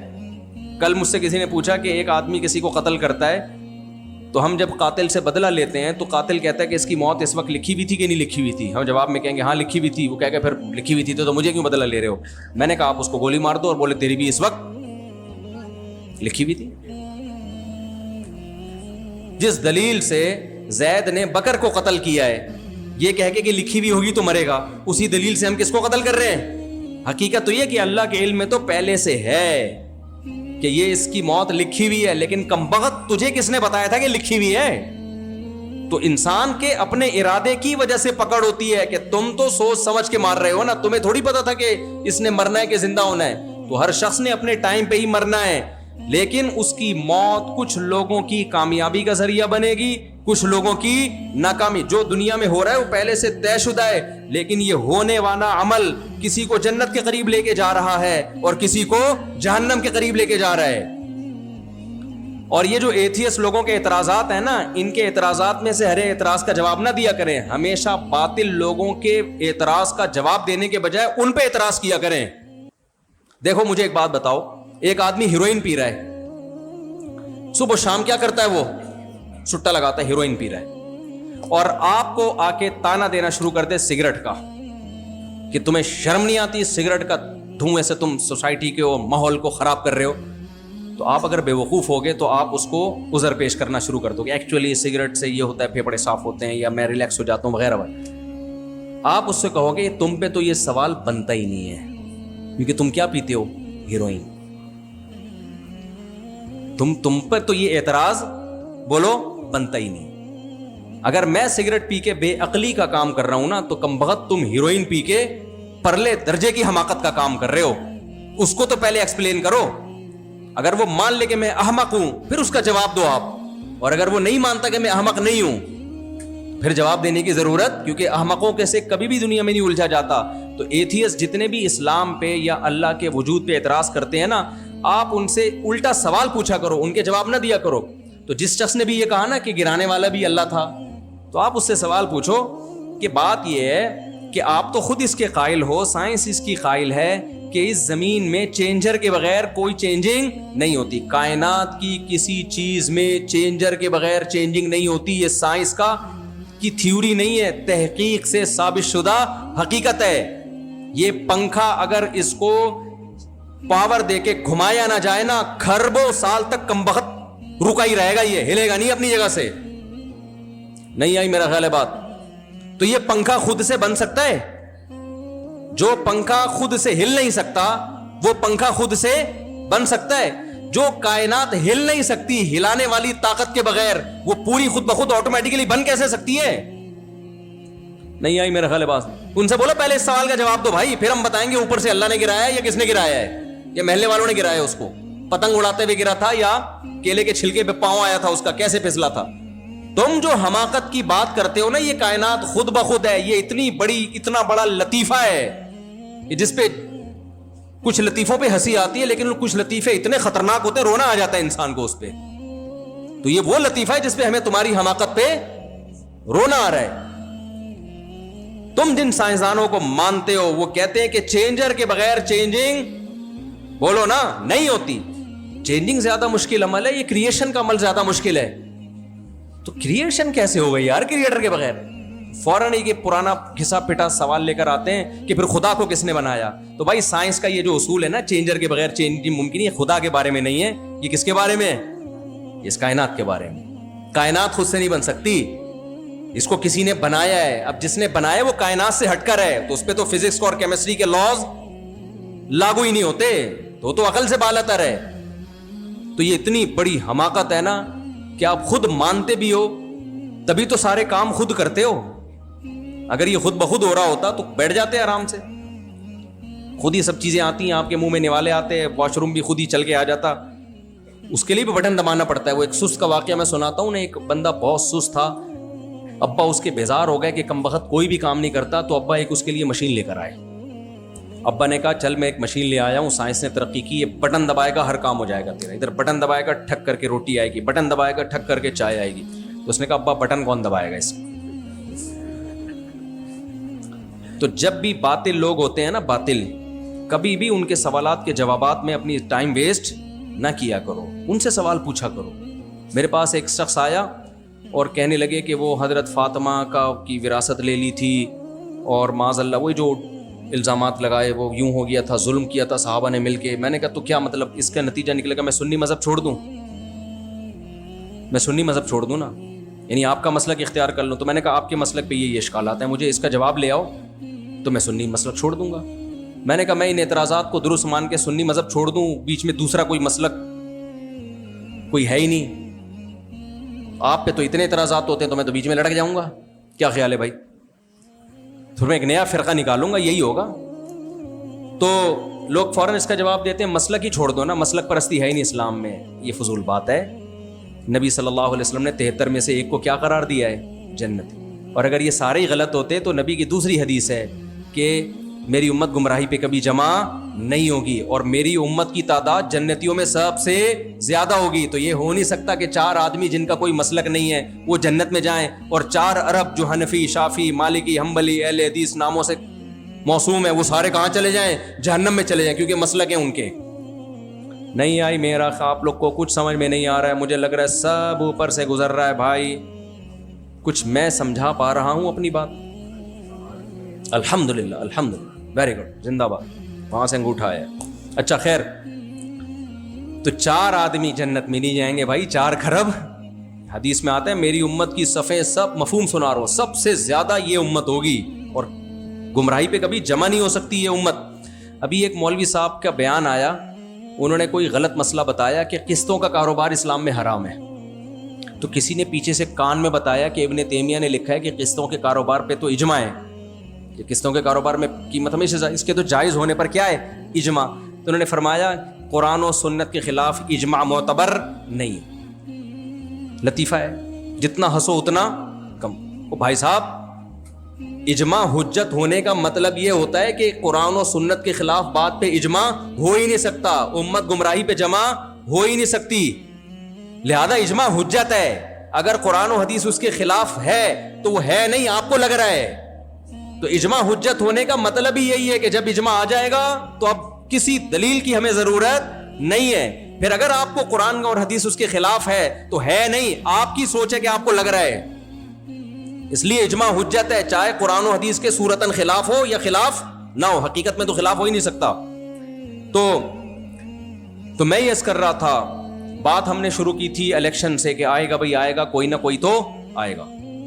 تو میں یہاں تک آپ کو سمجھانا چاہ رہا تھا کہ دیکھو, جو چیز اپنے اختیار میں نہیں ہے اس پہ کبھی بھی ٹینشن نہیں لینی چاہیے. ہمارے اختیار میں نہیں ہے تو تقدیر کا مطلب یہی ہے, جو چیز اختیار میں نہیں ہے اس کی نسبت کس کی طرف کرو, باب اللہ کی ہمارے ساتھ یہی مرضی, ہم اسی تقدیر پہ راضی ہیں. اور جو اپنے اختیار میں ہے اس کو چھوڑو نہیں. لوگ الٹا کر رہے ہیں, جو چیز اختیار میں ہوتی ہے پھر بھی نہیں کرتے, نقصان ہوتا ہے تو کس پہ ڈالتے ہیں, اللہ پہ ڈالتے ہیں. آپ کے اختیار میں تھا, آپ صحت بنا سکتے تھے, ڈاکٹر نے کہا کہ آپ کا جو کولیسٹرول ہے اتنا بڑھ چکا ہے کہ آپ گھی کا ڈبہ بن چکے ہیں, تھوڑے دنوں میں اگر آپ نے یہ نلی نہاری, مغز نہاری اور لڈو اور مٹھائیاں نہیں چھوڑی تو آپ ایک دھماکے کے ساتھ بولو پھٹ جائیں. ابھی آپ کے اختیار میں ہے نا اس کو کم کرنا. بولتے کیوں نہیں میرے بھائی, جاگنگ کرو, واکنگ کرو, کچھ کھانے پر کیا کرو, کنٹرول کرو, کوئی لڈو مڈو کم کرو, شوگر کے پیشنٹ بنتے جا رہے ہو آپ.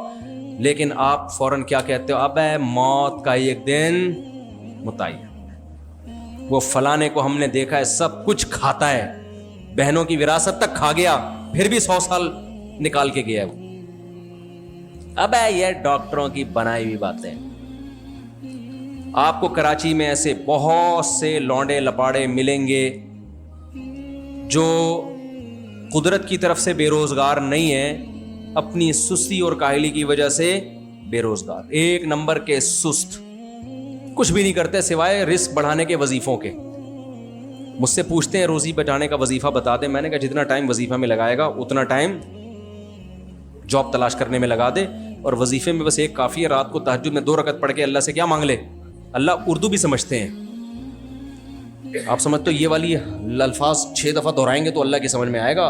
بھائی اپنے اسٹائل, آپ کو کسی سے بھیک مانگنی ہوتی ہے, وظیفہ پڑھ کے پھونکتے ہو یا اس سے مانگتے ہو, کیسے گھما گھما کے مانگتے ہیں.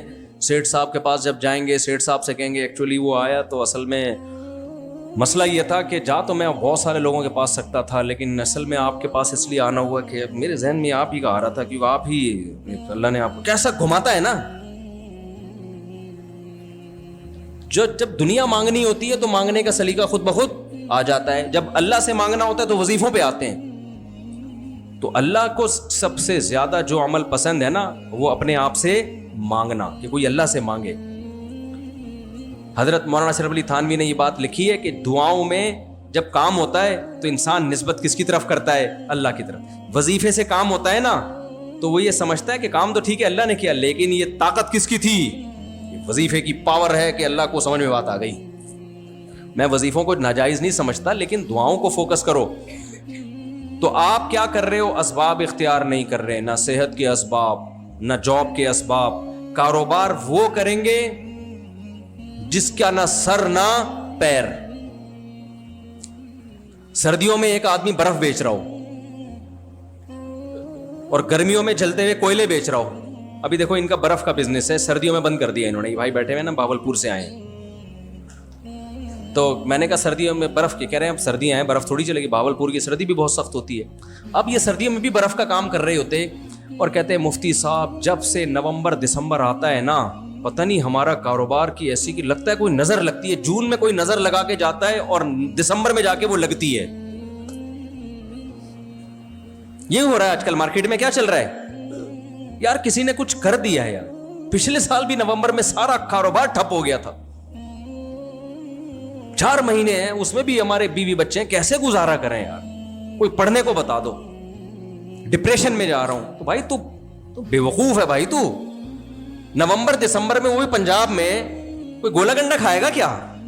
کیوں برف بیچ رہا ہے بھائی؟ تو کوئلے بیچ, اس میں کیا چلے گا, کوئلے بیچو آپ. وہاں لاہور میں سردی اتنی سخت ہوتی ہے لوگ کوئلے گرم کر کے کھائیں, اس کا تو تصور ممکن ہے, کھاتے نہیں ہے, لیکن ایسا نہ کوئی کوئلے کا بزنس شروع کر دے.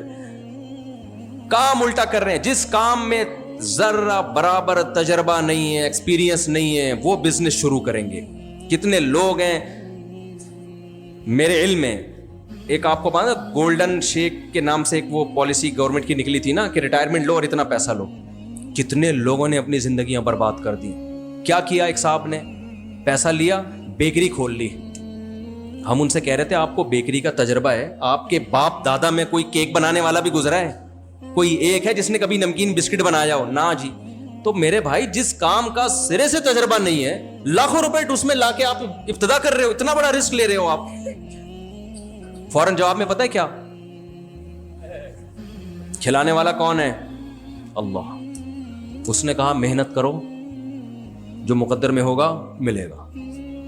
روڈ پہ آ گئے، بیویوں کو طلاقیں ہو گئیں، بیویاں بھاگ گئیں. یہ ہوائی باتیں نہیں ہیں، مشاہدے پر مبنی باتیں ہیں. بھائی کس بے وقوف نے کہا کہ آپ کو بیکری کھولو؟ بیکری کے لیے پہلے کیا چاہیے؟ کسی بیکری والے کے پاس پہلے 2 سال جاب کرو. کتابوں سے نہیں کیک بنانے کے طریقے. وہ کیا کہتے تھے، پہلے تو یوٹیوب کا زیادہ دور نہیں تھا، کتابوں سے کیک ایسے، بسکٹ ایسے، فلانا ایسے، اور پھر ملازموں کے حوالے کر دیا. یہ تو حماقت در حماقت ہو گئی کہ نہیں ہو گئی؟ تو اس طرح کے ہمارے ہاں حرکتیں ہو رہی ہوتی ہیں، اور پھر نظر کس پہ رکھتے ہیں؟ اللہ پہ. آپ نبی صلی اللہ علیہ وسلم کی زندگی دیکھو، کیسے ہر چیز کے سوٹیبل اسباب اختیار کیے ہیں. کیسے اسباب. ہم پتہ ہے کیا کرتے ہیں؟ ایک بہت اہم بات، ہم نبی کی زندگی کی وہ سیرت دیکھتے ہیں، سیرت کا وہ پہلو دیکھتے ہیں جس کا معجزوں سے تعلق ہے. جس کا کس سے تعلق ہے؟ معجزے. آسمان سے فرشتے، یہ کیا ہے؟ معجزہ. بدر میں 313 تھے، مقابلہ کس سے ہوا؟ 1000 سے. جیتا کون؟ 313. تو یہ کیا تھا؟ یہ معجزہ تھا. شریعت کے احکام کا مدار معجزوں پر نہیں ہوتا، گراؤنڈ ریئلٹی پر ہوتا ہے. سمجھتے ہو کہ نہیں سمجھتے؟ ہمیں جو زندگی گزارنی ہے معجزوں پہ نہیں گزارنی. کس پہ گزارنی ہے؟ ہمیں یہ اجازت نہیں ہے کہ 313 ہم ہو، سامنے دشمن 1000 ہو. ہمیں شریعت نے حکم دیا ہے فوراً پتلی گلی سے نکلو اور وہاں سے بھاگ جاؤ. یہ حکم ہے، آرڈر ہے قرآن کا. ان یکم منکم الف یغلبوا الفین. اللہ کہتے ہیں 1000 کا 2000 سے مقابلہ ہوگا، جتوا دوں گا. کیا مطلب؟ ڈبل ہوں گے نا دشمن، تو کچھ ایمان کی طاقت، کچھ اسلحے کی طاقت. ڈبل سے کم ہوئے تو پھر کوئی گارنٹی نہیں ہے. میں سمجھا پا رہا ہوں اپنی بات؟ آپ دیکھ لو قرآن میں، ان یکم منکم الف یغلبوا الفین. 1000 ہو گئے، 2000 پہ غالب کروں گا. اس لیے علماء نے لکھا کہ 1000 کا مقابلہ 2000 سے ہو جائے، افرادی قوت میں وہ دگنے ہوں اور اسلحے کی قوت میں بھی وہ دگنے ہوں. دگنے سے زیادہ ہوئے تو نہیں. بعض دفعہ سامنے 2000 ہیں، 1000 ہیں، 2000 ہیں، لیکن ان کے پاس ٹینک ہیں، تو پھر آپ 1000 بھی کسی کام کے نہیں ہو. اگر وہ 2000 ٹینک ہیں تو آپ کے پاس 1000 ٹینک ہونے چاہیے. یہ اقدامی جہاد ہے. غزہ اس پہ فٹ نہیں ہوتا، کیونکہ غزہ کا جو لڑائی ہو رہی ہے وہ دفاعی جہاد ہے. دفاع میں تو مرتا کیا نہ کرتا، وہ تو ہر صورت میں لڑنا ہی لڑنا ہے. سمجھتے ہو کہ نہیں سمجھتے؟ غزہ کا معاملہ الگ ہے، وہ دفاعی جنگ ہے. جب آپ خود سے کسی سے لڑیں گے تو شریعت نے کہا ہے کہ 313 کو اس زمانے میں 1000 سے لڑنے کی اجازت نہیں ہے. طاقت کا توازن دیکھنا پڑے گا، اسباب دیکھنے پڑیں گے، تبھی تو شریعت میں بغاوت کی اجازت نہیں ہے. اگر آپ کے پاس ہے کیا لڑنے کے لیے؟ جذبات سے تھوڑی جنگ جیتی جاتی ہے، اسباب سے جیتی جاتی ہے. کچھ اسباب ہوتے ہیں اور پھر اللہ کی مدد ہوتی ہے. تو اب کیا ہو رہا ہے کہ نبی صلی اللہ علیہ وسلم کی آپ سیرت دیکھیں. غزوہ بدر میں بھی ہوا یہ ہے کہ نبی صلی اللہ علیہ وسلم کا لڑائی کا ارادہ نہیں تھا، ورنہ 313 کو 1000 سے لڑنے نہ لے کے جاتے آپ صلی اللہ علیہ وسلم. نبی صلی اللہ علیہ وسلم کا ارادہ تو ایک تجارتی قافلہ جا رہا تھا، اس پہ حملہ کرنا تھا. اس کے لیے وہ 313 کا عدد ٹھیک تھا، وہ تو اللہ نے لڑوا دیا تاکہ اسلام کا ایک معجزہ ظاہر ہو اور اسلام کی طاقت ظاہر ہو. اللہ یہ بتائیں کہ اس جنگ میں اللہ کس کے ساتھ ہے؟ مسلمانوں کے ساتھ ہے. یہ ایسا ہی ہے جیسے بغیر باپ کے اللہ نے عیسیٰ ابن مریم کو پیدا کر دیا تاکہ پتہ چلے کہ میں بغیر باپ کے بھی پیدا کر سکتا ہوں. باپ نے کہا لو بھائی اللہ کی طاقت ہے، اللہ بغیر باپ کے پیدا کر سکتا ہے، تو جو بغیر باپ کے پیدا کر سکتا ہے وہ ماں کے بغیر بھی پیدا کر سکتا ہے. لہذا اے اللہ میں شادی نہیں کروں گا، مجھے ویسے ہی اولاد دے دے. تو یہ حماقت کی بات ہوگی کہ نہیں ہوگی؟ بھائی معجزے اور کرامتوں پہ حکم کا شریعت کا مدار نہیں ہوتا. شریعت آپ کو کہتی ہے گراؤنڈ ریئلٹی کو سامنے رکھ کے فیصلہ کرو. اسی میں لوگوں کی کچھ غفلتیں اور بتا دوں میں. آج بیان تھوڑا کھچڑی پک گئی ہے لیکن چلو پارسل کرتے ہیں جو بات ذہن میں آ رہی ہے اچھی. دیکھو اسی میں غفلت ہے. میں بہت دفعہ لوگوں کو بتاتا ہوں, بیٹی کی شادی ہو گئی, داماد 2 نمبر نکلا. داماد کیا نکلا؟ نشئی نکلا, مارتا پیٹتا ہے, جنگلی نکلا. اب آپ اس کو ٹھیک ہونے کے لیے ایک ٹائم دے دیں کہ بیٹا تمہارے پاس ٹھیک ہونے کے لیے اتنے دن ہیں. لوگ کیا کرتے ہیں 10 سال 15 سال. ایسے ہی ایک صاحب نے کیا, ان کی بیٹی کا شوہر نشہ کرتا ہے, شراب پیتا ہے, مارتا ہے, پیٹتا ہے. تو کہتے ہیں میں نے 25 سے 30 سال لگا دیے اس امید پر کہ دل کس کے ہاتھ میں ہے. بولو اللہ ٹھیک کرے گا. اللہ کے لیے کچھ بھی مشکل نہیں ہے. میں نے کہا واقعتاً اللہ کے لیے مشکل نہیں ہے. وہ چاہے تو آپ کے داماد کو ٹھیک کر دیتا, لیکن اللہ نے کہاں لکھا ہے, کہاں کہا ہے کہ میں اس کو ٹھیک کروں گا کم وقت کو؟ کہیں اللہ نے کہا ہے؟ اللہ نے وعدہ کیا ہوتا نا تو محنت کرتے رہو تو میں ٹھیک کر دوں گا. بھائی ٹھیک کرنا اللہ کے ہاتھ میں ہے. تو یہ اس کی دلیل ہے کہ اب اس کو ہٹا لو, آپ طلاق لے لو, کیونکہ ہمارے ہاتھ میں نہیں ہے. تو جو کام اللہ کے ہاتھ میں ہے تو ہمیں کیا پتا اللہ وہ کرے گا کہ نہیں کرے گا. سمجھ میں نہیں آ رہی میرا خیال ہے بات. تو ہم تو گراؤنڈ ریئلٹی کو دیکھ کے فیصلہ کریں گے. بھائی 2 سال ٹھیک ہونے کے لیے بہت ہوتے ہیں, ٹھیک ہو گیا صحیح ہے, نہیں تو خلا لیا جائے گا, اس سے علیحدگی لی جائے گی. تو ان کی بچی دماغی توازن کھو بیٹھی تھی, پھر آئے تھے مشورہ لینے کے لیے کہ اللہ ٹھیک کرے گا کہ نہیں کرے گا. آپ کی کیا خیال ہے؟ میں نے کہا اللہ نے اس کو ٹھیک کیا نہیں کیا, تمہاری بچی کو اللہ نے تمہاری حماقتوں سے پاگل کر دیا ہے, اور اس کا اللہ قیامت میں تم سے حساب لے گا کہ سب اس کے ذریعہ کون بنے ہو؟ تم بنے ہو. تو خوب سمجھ لیں, اعتدال شریعت میں اسی کا نام ہے کہ جو چیز آپ کے اختیار میں نہیں ہے اس کے پیچھے مت پڑو, اور جو چیز اختیار میں ہے اس میں کوتاہی مت کرو, جو بھی ہو جائے. قرآن کے الفاظ دیکھو, یا ایھا الذین آمنوا لا تکونوا کالذین کفروا وقالوا لاخوانہم اذا ضربوا فی الارض او کانوا غزا لو کانوا عندنا ما ماتوا وما قتلوا. کیسے زبردست الفاظ ہیں. آپ جب سفر پہ نکلتے ہیں یا کہیں لڑائی ہو, جہاد پہ نکلیں, جنگ پہ نکلیں اور مارے جائیں, تو فوراً دماغ میں آتا ہے نا کہ کاش سفر پہ نہ نکلتا ہمارا یہ دوست, ہمارا یہ بھائی, کاش سفر پہ نہ نکلتا. بچے اسکول کی وین میں بیٹھتے ہیں, اللہ نہ کرے ایکسیڈنٹ ہوتا ہے, بسیں کھائیوں میں گرتی ہیں, ماں باپ کہتے ہیں آج میرا بچہ کہہ رہا تھا امی چھٹی کرنی ہے, کاش میں بچے کو بس میں بولو نہ بھیجتی. آپ نے ایک ڈاکٹر سے علاج کرایا, لوگ کہہ رہے ہیں یہ نہیں وہ والے ڈاکٹر سے, آپ نے کہا نہیں یہی ٹھیک ہے, علاج کرایا, بندہ مر گیا, آپ کہتے ہو کاش اس ڈاکٹر سے علاج, بولتے کیوں نہیں بھائی نہ کراتا.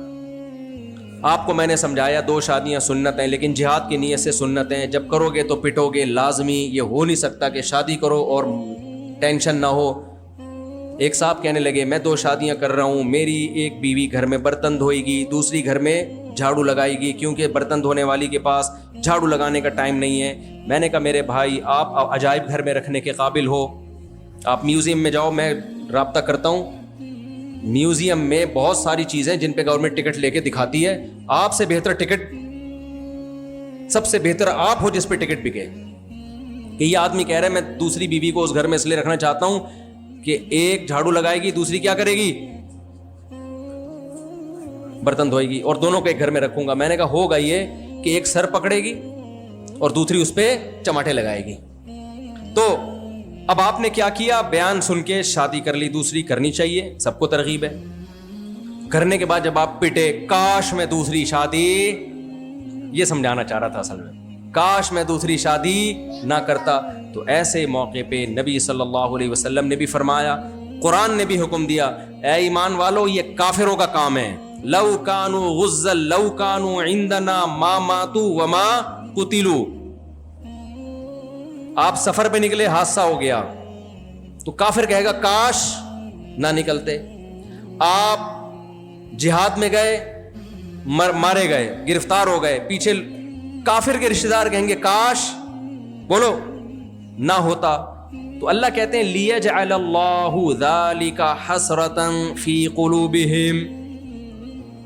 یہ اللہ کافروں کو یہ جملہ کہنے کی توفیق اس لیے دیتا ہے تاکہ ان کے جو ایک غم پہنچا ہے نا, یہ غم ڈبل ہو جائے. اس کو کفر کی دنیا میں سزا ملتی ہے. تبھی ڈپریشن کے جتنے مریض کافروں میں پائے جاتے ہیں مسلمانوں میں نہیں پائے جاتے. حالانکہ ڈپریشن کے اسباب مسلمانوں کے پاس زیادہ ہیں. 4 اسباب لے کے, استغفر اللہ, یعنی بہت سارے اسباب لے کے گھوم رہے ہوتے ہیں مسلمان ڈپریشن کے. سمجھ میں نہیں آ رہی میرا خیال ہے بات. انگریز تو ڈپریشن لیس زندگی ہے. کوئی مہنگائی ہے ان کے لحاظ سے؟ کوئی مہنگائی ہے وہاں پہ؟ ٹینشن آپ تلاش کرو گے تو سب سے مہنگی چیز ٹینشن ہے, مارکیٹ میں آپ کو ملے گی نہیں. اور یہاں سب سے سستی چیز کیا ہے؟ ٹینشن ہے. لیکن پھر بھی کافر کا غم زیادہ, مسلمان کا غم بولو کم. وجہ اس کی ہے کہ اس کو چھوٹا سا غم پہنچتا ہے تو اللہ کہتے ہیں لیجعل اللہ ذالک حسرۃ فی قلوبہم, اللہ اس کو یہ کہنے کی توفیق دیتا ہے, چاہے بزبان حال کہے یا بزبان قال کہے, چاہے زبان سے کہے یا دل میں سوچے. کہتا ہے کاش یہ نہ ہوتا تو پھر یہ ہو جاتا, اور یہ ہوتا تو پھر یہ نہ ہوتا. اب ایک غم تو یہ ہوا نا, مصیبت پہنچی. تو اللہ کہتے ہیں ایمان کی توفیق سے مسلمان پتہ کیا کہتا ہے؟ مسلمان کام کرنے سے پہلے تو کامیابی کے سارے اسباب اختیار کرتا ہے. کام کرنے سے پہلے کامیابی کے, لا یلدغ المؤمن من جحر مرتین, نبی نے فرمایا مسلمان ایک سوراخ سے 2 دفعہ نہیں ڈسا جاتا, کیونکہ مسلمان بہت ذہین ہوتا ہے. ایسا نہیں ہوتا کہ وہی غلطیاں بار بار دہراتا رہے. گراؤنڈ ریئلٹی کو دیکھ کر, اسباب کو دیکھ کر پالیسیاں بناتا ہے. سردیوں میں برف بیچنے کا بزنس مسلمان بولتے کیوں نہیں کرتا؟ جیسے میں بتایا نا, وہ سوچتا ہے, سمجھتا ہے. جس کام کا تجربہ نہیں ہے, میں نے بتایا بیکری کھول لی, آتا واتا تھا نہیں کچھ, بیکری کھول لی, پیسہ ڈوب گیا. حالانکہ خاندان میں کوئی کیک بنانے والا نہیں گزرا, کبھی بسکٹ بننے کا عمل اپنی آنکھوں سے نہیں دیکھا. تو یہ حماقتیں مسلمان نہیں. اگر مسلمان کر رہا ہے تو اسلام کی چھاپ نہیں لگا سکتا, اللہ پہ توکل اور اعتماد کی چھاپ نہیں لگا سکتا. تو مسلمان کیا کرتا ہے؟ گراؤنڈ ریئلٹی کو سامنے رکھ کر, اسباب کو سامنے رکھ کر ایک فیصلہ کرتا ہے, پھر مشورے بھی کرتا ہے. مشورے کی اہمیت شریعت میں استخارے سے بولو زیادہ ہے. آج کاموں کو استخاروں کی بھیٹ چڑھایا جا رہا ہے. جو کرنے کا کام ہے مشورہ وہ نہیں لیا جا رہا, اور جو استخارہ سنت ہے وہ کیا نہیں جا رہا. میں بار بار یہ بات بتاتا ہوں, استخارے میں نکلتا کچھ بھی نہیں ہے. استخارہ اللہ سے مشورہ نہیں ہے. اگر استخارہ اللہ سے مشورہ ہوتا تو پھر اللہ سے مشورے سے بعد مخلوق سے مشورے کی اجازت ہوتی؟ دیکھو ایک کینسر کا اسپیشلسٹ بیٹھا ہوا ہے, آپ کو اللہ نہ کرے کینسر ہو گیا, آپ اس سے مشورہ لے رہے ہیں کہ مجھے علاج کہاں سے کرانا ہے اور کتنا خرچہ ہوگا, امریکہ جا کے علاج کروں یا پاکستان میں ہی کروں وغیرہ وغیرہ. اس سے مشورہ لیا, اس کے بعد آپ ایک پلمبر سے مشورہ لے رہے ہو, یار مجھے کینسر ہو گیا تو بتا. وہ کہے گا یار ابھی آپ تھوڑی دیر پہلے کس سے مشورہ لے رہے تھے؟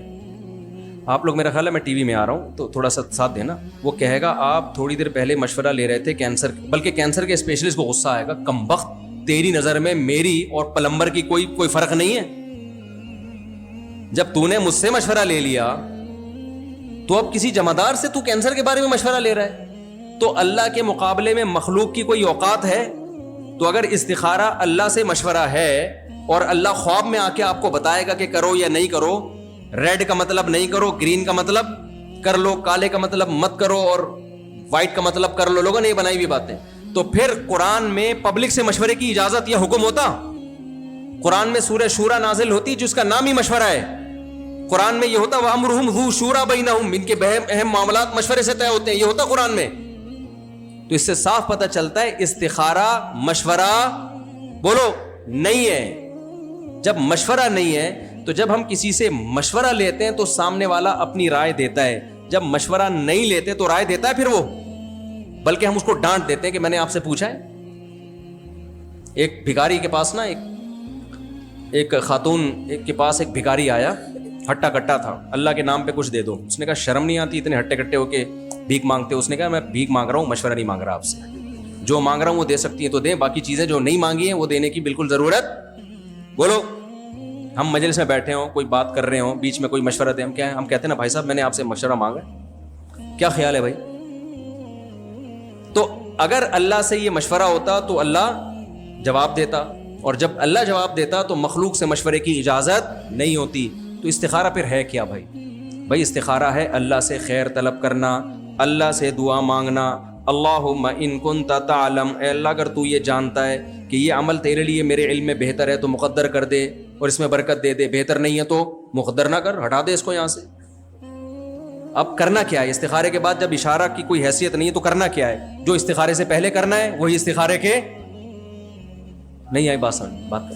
اس کی مثال ایسے ہے، کیونکہ استخارہ دعا ہے نا، تو آپ وہی کینسر کی، اللہ نے ویسے کوئی ہلکی مثال لے لیتا ہوں، کینسر کی تھوڑی گاڑی ہو گئی ہے، آپ کے سر پہ بال نہیں اگ رہے، آپ چاہتے ہو کہ میرے سر پہ بال اگیں، تو ہیئر ٹرانسپلانٹیشن والوں کے پاس جاؤ گے نا، آپ ان سے مشورہ لوگے کہ تیل لگا کے قدرتی طریقے سے اگائے جائیں یا ٹریکٹر چلا کے کھاد ڈال کے یہاں کی فصل یہاں لگائی جائے. یہی دو طریقے اس وقت دنیا میں چل رہے ہیں. اور پھر کس ڈاکٹر سے علاج کیا جائے؟ تو آپ نے، میں بات ہی دماغ سے نکل گئی میری جو میں مثال دینا چاہ رہا تھا، یہ کینسر ہی کی ٹھیک تھی یار. اس میں ایک سگریٹ کے ڈبے پہ لکھا ہوا، سگریٹ کے ڈبے پہ لکھا ہوا ہوتا ہے نا، خبردار سگریٹ کینسر کے لیے نقصان دہ. ایک آدمی دکان پہ گیا، اس نے سگریٹ خریدی، اس پہ لکھا ہوا تھا خبردار سگریٹ پینا مردانہ قوت کے لیے، مردانہ قوت کی کمزوری کا ذریعہ ہے. اس نے فوراً واپس کی بولا وہ کینسر والی دے دے بھائی، تو کون سی دے دے؟ لوگوں کو کینسر قبول ہے، دوسری بیماری قبول، کہتا مر جائیں. تو میرے ذہن سے ہی وہ مثال نکل گئی جو میں دینا چاہ رہا تھا. ہاں آپ گئے ڈاکٹر کے پاس، ڈاکٹر نے آپ کو مشورہ دیا بھائی کینسر کا یہ علاج ہے، یہ علاج ہے، یہ علاج ہے. مولوی صاحب کے پاس گئے، مولوی صاحب نے کہا بھائی میں ڈاکٹر تو نہیں ہوں لیکن میں دعا کر دیتا ہوں. تو آپ مولوی صاحب سے پوچھو گے مولوی صاحب دعا کے بعد میں نے کیا کرنا ہے؟ تو مولوی صاحب کیا کہیں گے؟ جو دعا سے پہلے کر رہے تھے. کیا خیال ہے بھائی دعا سے پہلے جو کر رہے تھے کیا کر رہے تھے؟ کینسر کو دور کرنے کے دنیاوی اسباب اختیار کر رہے تھے. اور کینسر کو دور کرنے کا دنیاوی سبب کیا ہے؟ کینسر اسپیشلسٹ کے پاس جانا. تو وہی پہلے بھی تھا، دعا کے بعد بھی کیا ہوگا؟ وہی ہوگا. تو استخارہ بھی دعا ہے، استخارے سے پہلے بھی وہی کرنا ہے جو استخارے کے بعد کرنا ہے، کوئی نیا کام نہیں کرنا. پھر ایک سوال پیدا ہوتا ہے، پھر جب یہ دعا ہی ہے تو پھر دعا ہی ہو نا، یہ استخارے کی الگ سے کیا ہے کہ 2 رکعت پڑھ کے اس طریقے سے دعا مانگی جائے؟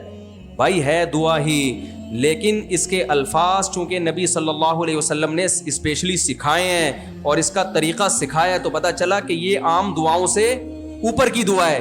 اس کی قبولیت کا امکان دوسری دعاؤں کی نسبت زیادہ نہیں بلکہ بہت زیادہ ہے. لیکن کرنا وہی ہے جو دعا سے پہلے، اور جو دعا کے بعد بھی وہی کرنا ہے جو دعا سے پہلے کرنا ہے. اب پہلے کیا کرنا ہے؟ کامیابی کے اسباب اختیار کرنے، اور کامیابی کے اسباب میں سب سے اہم ترین سبب ہے اس کام کے ماہرین سے مشورہ لینا. آپ کینسر کے پیشنٹ ہو تو کامیابی کا سبب یہ ہے کہ اس کام کے ماہرین جو کینسر اسپیشلسٹ ہیں ان سے مشورہ لیا جائے گا. 2 چیزیں، مشورہ بھی لیا جائے گا اور اس کے ماہر سے لیا جائے گا. کسی پلمبر سے مشورہ لینا تو بھی جتنے مرضی استخارے نکال دو برباد ہی ہو گئے آپ. بہت سے لوگ کہتے ہیں ہم نے تو 20 استخارے نکالے تھے پھر بھی ناکام ہو گئے. بھائی وجہ اس کی ہے کہ اس کام کے جو دنیاوی اسباب ہیں نا کامیابی کے، وہ آپ نے اختیار نہیں کیے. کیونکہ دعائیں جب قبول ہوتی ہیں جب آپ دنیاوی اسباب بھی اختیار کرتے ہو. آپ ساری رات تہجد میں دعا مانگتے رہو، پوری رات رو رو کے گر گڑا کے مر جاؤ، آپ بے ہوش ہو جاؤ کہ اللہ مجھے روٹی کھلا دے، لیکن صبح آپ پراٹھا اپنے نوالے حلق میں نہیں اتارتے تو وہ خود بخود اڑ کے دعاؤں کی وجہ سے آپ کے حلق میں نہیں جائے گا. آپ کو روٹی تلاش کرنی پڑے گی، آٹا لانا پڑے گا، گوندنا پڑے گا، تندور میں ڈالنا پڑے گا، پھر نکالو گے، پھر اس کو لقمہ بنا کے کھاؤ گے. تو ایسے ہی قرآن سے پتہ چلتا ہے کہ کامیابی کے ظاہری اسباب میں جو سب سے پاورفل سبب ہے وہ ہے اس فن کے ماہرین سے مشورہ. اس لیے علماء کہتے ہیں استخارہ نہ کیا ہو، مشورہ لے کے کام کیا ہو، کامیابی کا پھر بھی امکان ہے. لیکن استخارہ کیا اور مشورہ نہیں کیا تو کوئی امکان نہیں ہے کامیابی کا، کیونکہ آپ نے تو اس کے اسباب ہی پورے نہیں کیے نا بھائی. کوئی معجزہ ہو جائے تو ایک الگ بات ہے. تو اس لیے جو میں نے آپ کو ایک اصول شریعت کا بیان کیا نا، بس اسی پر میں بات کو ختم کر رہا ہوں کہ جو کام اپنے اختیار میں ہے اس کو چھوڑو نہیں، اور جو اپنے اختیار میں نہیں ہے اس کے پیچھے کبھی بھی بولو مت پڑھو. تو یہ نعرہ ٹھیک ہوا کہ نہیں ہوا؟ آئے گا بھائی آئے گا, کوئی نہ کوئی تو آئے گا, کیونکہ میرے آنے سے تو کوئی آ نہیں سکتا. تو ہم نے یہ نعرہ لگایا ہے, اور یہ ہم نے بچپن میں اللہ معاف فرمائے ڈرامہ دیکھا تھا, اس میں یہ نعرہ سیکھا تھا ہم نے. تو پورے میرے بیانات اس نعرے پہ ہوئے ہیں. مجھے ایسا سبق ملا نا اس نعرے سے, حالانکہ بچپن کا پڑوسیوں کے اللہ معاف فرمائے, تبھی میں اللہ معاف فرمائے اس لیے کہہ رہا ہوں کہ کوئی کلپ میں کہہ کے دیکھو ڈراموں کی باتیں کر رہے ہیں, تبھی تو کہہ رہا ہوں اللہ معاف فرمائے کہ ڈرامے دیکھنا ٹھیک نہیں ہے. تو بچپن میں کہیں جا کے دیکھ لیا تھا, اور اس زمانے کے ڈرامے بھی ایسے ہوتے تھے کہ خواتین ہیروئن کو جو ڈرامے کی جو ہوتی تھی نا اس کو دیکھ کے پردہ کر لیا کرتی تھیں. اچھا یہ میں بھی اعلان کرتا ہوں ایک منٹ. تو اس میں نا ایک دکھایا تھا کہ وہ بچے نعرہ لگا رہے ہیں الیکشن کے دنوں میں, آئے گا بھائی آئے گا, کوئی نہ کوئی تو آئے گا. تو اس لیے اپنے دماغ کو بھائی صرف ایک طرف لگاؤ. نبی صلی اللہ علیہ وسلم نے فرمایا, بس یہ حدیث کا ترجمہ کر کے بیان ختم کرتا ہوں, من کانت الآخرۃ ہمہ جعل اللہ غناہ فی قلبہ وجمع له شملا واتته الدنیا وہی راغمہ. آپ صلی اللہ علیہ وسلم نے فرمایا جس نے اپنی فکر آخرت کو بنایا, دنیا میں وہی فکر لینی ہے جو آخرت سے جس کا لنک ہو. اب کمانے کی فکر آخرت کی فکر ہے, اصل میں کمانا کیا ہے, فرض ہے, تو اصل فکر کیا ہوگی, آخرت. تو آپ صلی اللہ علیہ وسلم نے فرمایا اللہ اس کی تمام فکروں کو سمیٹ دیتے ہیں ایک فکر میں. تو بتاؤ جس کی ایک فکر ہو, زیادہ فکریں ہو, وہ سکون میں ہوگا, یہ ایک فکر والا سکون میں ہوگا. تو اس کی فکروں کو وجمع له شملا جعل اللہ غناہ فی قلبی. دوسری بات, اللہ اس کے دل میں غنا پیدا کر دیتا ہے, غریب ترین ہو کے بھی وہ اپنے آپ کو کروڑ پتی سمجھ رہا ہوتا ہے, کیونکہ اب اس کی فکر دنیا رہی نہیں ہے. اور تیسری بات, اتتہ الدنیا وہی راغمہ, دنیا اس کے پاس آئے گی ناک رگڑتے ہوئے, ذلیل ہو کے آئے گی. اور فرمایا من کانت الدنیا ہمہ, جس نے دنیا کو اپنی فکر بنا لیا, جعل اللہ فقرہ بین عینیہ, تو اللہ تعالیٰ فقر و فاقہ اس کے سامنے رکھ دیں گے. آج میں مشاہدہ کر رہا ہوں, کروڑوں روپے کا بزنس ہے, اربوں کھربوں روپے کی فیکٹریوں کے مالک ہیں, میرے پاس آئے ہیں کہ ہمیں ڈپریشن ہے, ہمیں ڈر لگا رہتا ہے اس پہ آگ نہ لگ جائے, ڈر لگا رہتا ہے کوئی قبضہ نہ کر لے. میں کہتا ہوں بھائی اتنا پیسہ تمہارے پاس بینکوں میں ہے, یہ پوری بھی تباہ ہو جائے نا تو 7 نسلیں کھا سکتی ہیں. اور یہ وہ لوگ ہیں جو ٹوپیوں داڑھی والے, ان کی بات کر رہا ہوں. تو نبی نے فرمایا جس نے دنیا کو فکر بنا لیا تو یہ اس کی خوش فہمی ہے کہ دنیا آنے سے اس کا پیٹ بھر جائے گا, وہ خوش زندگی گزارے گا. فرمایا جعل اللہ فقرہ بین عینیہ, اللہ فقر و فاقہ اس کی نگاہوں کے بالکل سامنے. فقر و فاقہ آپ کا دشمن ہے, اور دشمن جب نگاہوں کے سامنے ہو تو کبھی سکون سے سو سکتا ہے آدمی؟ آپ کو ایک آدمی کے بارے میں ڈر ہے مجھے قتل کر دے گا, لیکن وہ رہتا ہے امریکہ میں رہتا ہے, ہوگا بھائی تھوڑا سا ہلکا ہلکا ڈر ہوتا ہے کبھی امریکہ سے آ کے مار نہ دے, لیکن آپ کو پتا ہو کہ یہ بندہ قتل کر دے گا یا یہ قتل کر دے گا, اور یہ ہر وقت آپ کے کوئی گارڈ کے بارے میں کہے کہ آپ کا گارڈ آپ کو مار دے گا, اور گارڈز کو ہٹا بھی نہیں سکتے آپ. تو اب آپ سکون کے وظیفے پڑھ رہے ہو, یار مجھے سکون نہیں مل رہا, مفتی صاحب کوئی سکون کا. پھر عاملوں کے پاس گئے, عامل کہہ رہے بندش ہے, چڑیل ہے, جن ہے, بھوت ہے. بھائی صاحب آپ نے اپنا دشمن خود پالا ہوا ہے. تو نبی نے فرمایا جس نے دنیا سے محبت کی, دنیا کو اصل بنایا تھا اللہ نے ہمیں آخرت کے لیے, اس نے دنیا کو اصل ہدف بنا لیا, تو سب سے نقد جو سزا اس کو ملے گی نا, فقر و فاقہ. جو دیکھو ہم اپنے سیاست دانوں پہ حیران ہوتے ہیں نا, یار اربوں کھربوں روپے انہوں نے بنا لیے, اسٹیل مل پوری پی گئے. یہ اسٹیل مل ہماری تباہ کیسے ہوئی ہے؟ کسی نے پی ہے نا یہ, یعنی ایک اسٹیل کا چمچ بھی نہیں چھوڑا اس میں. میں تو اسٹیل مل والوں سے ملا ہوں نا, ایک اسٹیل کا چمچ بھی بولو نہیں چھوڑا, کروڑ ارب پتی بن گئے. تو کیا چین سے بیٹھ گئے وہ؟ اب سکون سے سوتے ہیں کہ ہم نے بہت بنا لیا نا, اس کو ڈبل کیسے کیا جائے. تو نبی صلی اللہ علیہ وسلم نے فرمایا جعل اللہ فقرہ بین عینیہ, اللہ فقر و فاقہ اس کی نگاہوں کے سامنے ایسے گھومتا رہے گا. وہی ہے فیکٹریوں کا مالک, ہر وقت ڈر آگ نہ لگ جائے, یہ نہ ہو جائے, وہ نہ ہو جائے. فرمایا جعل اللہ فقرہ بین عینیہ وفرق علیہ الشمس,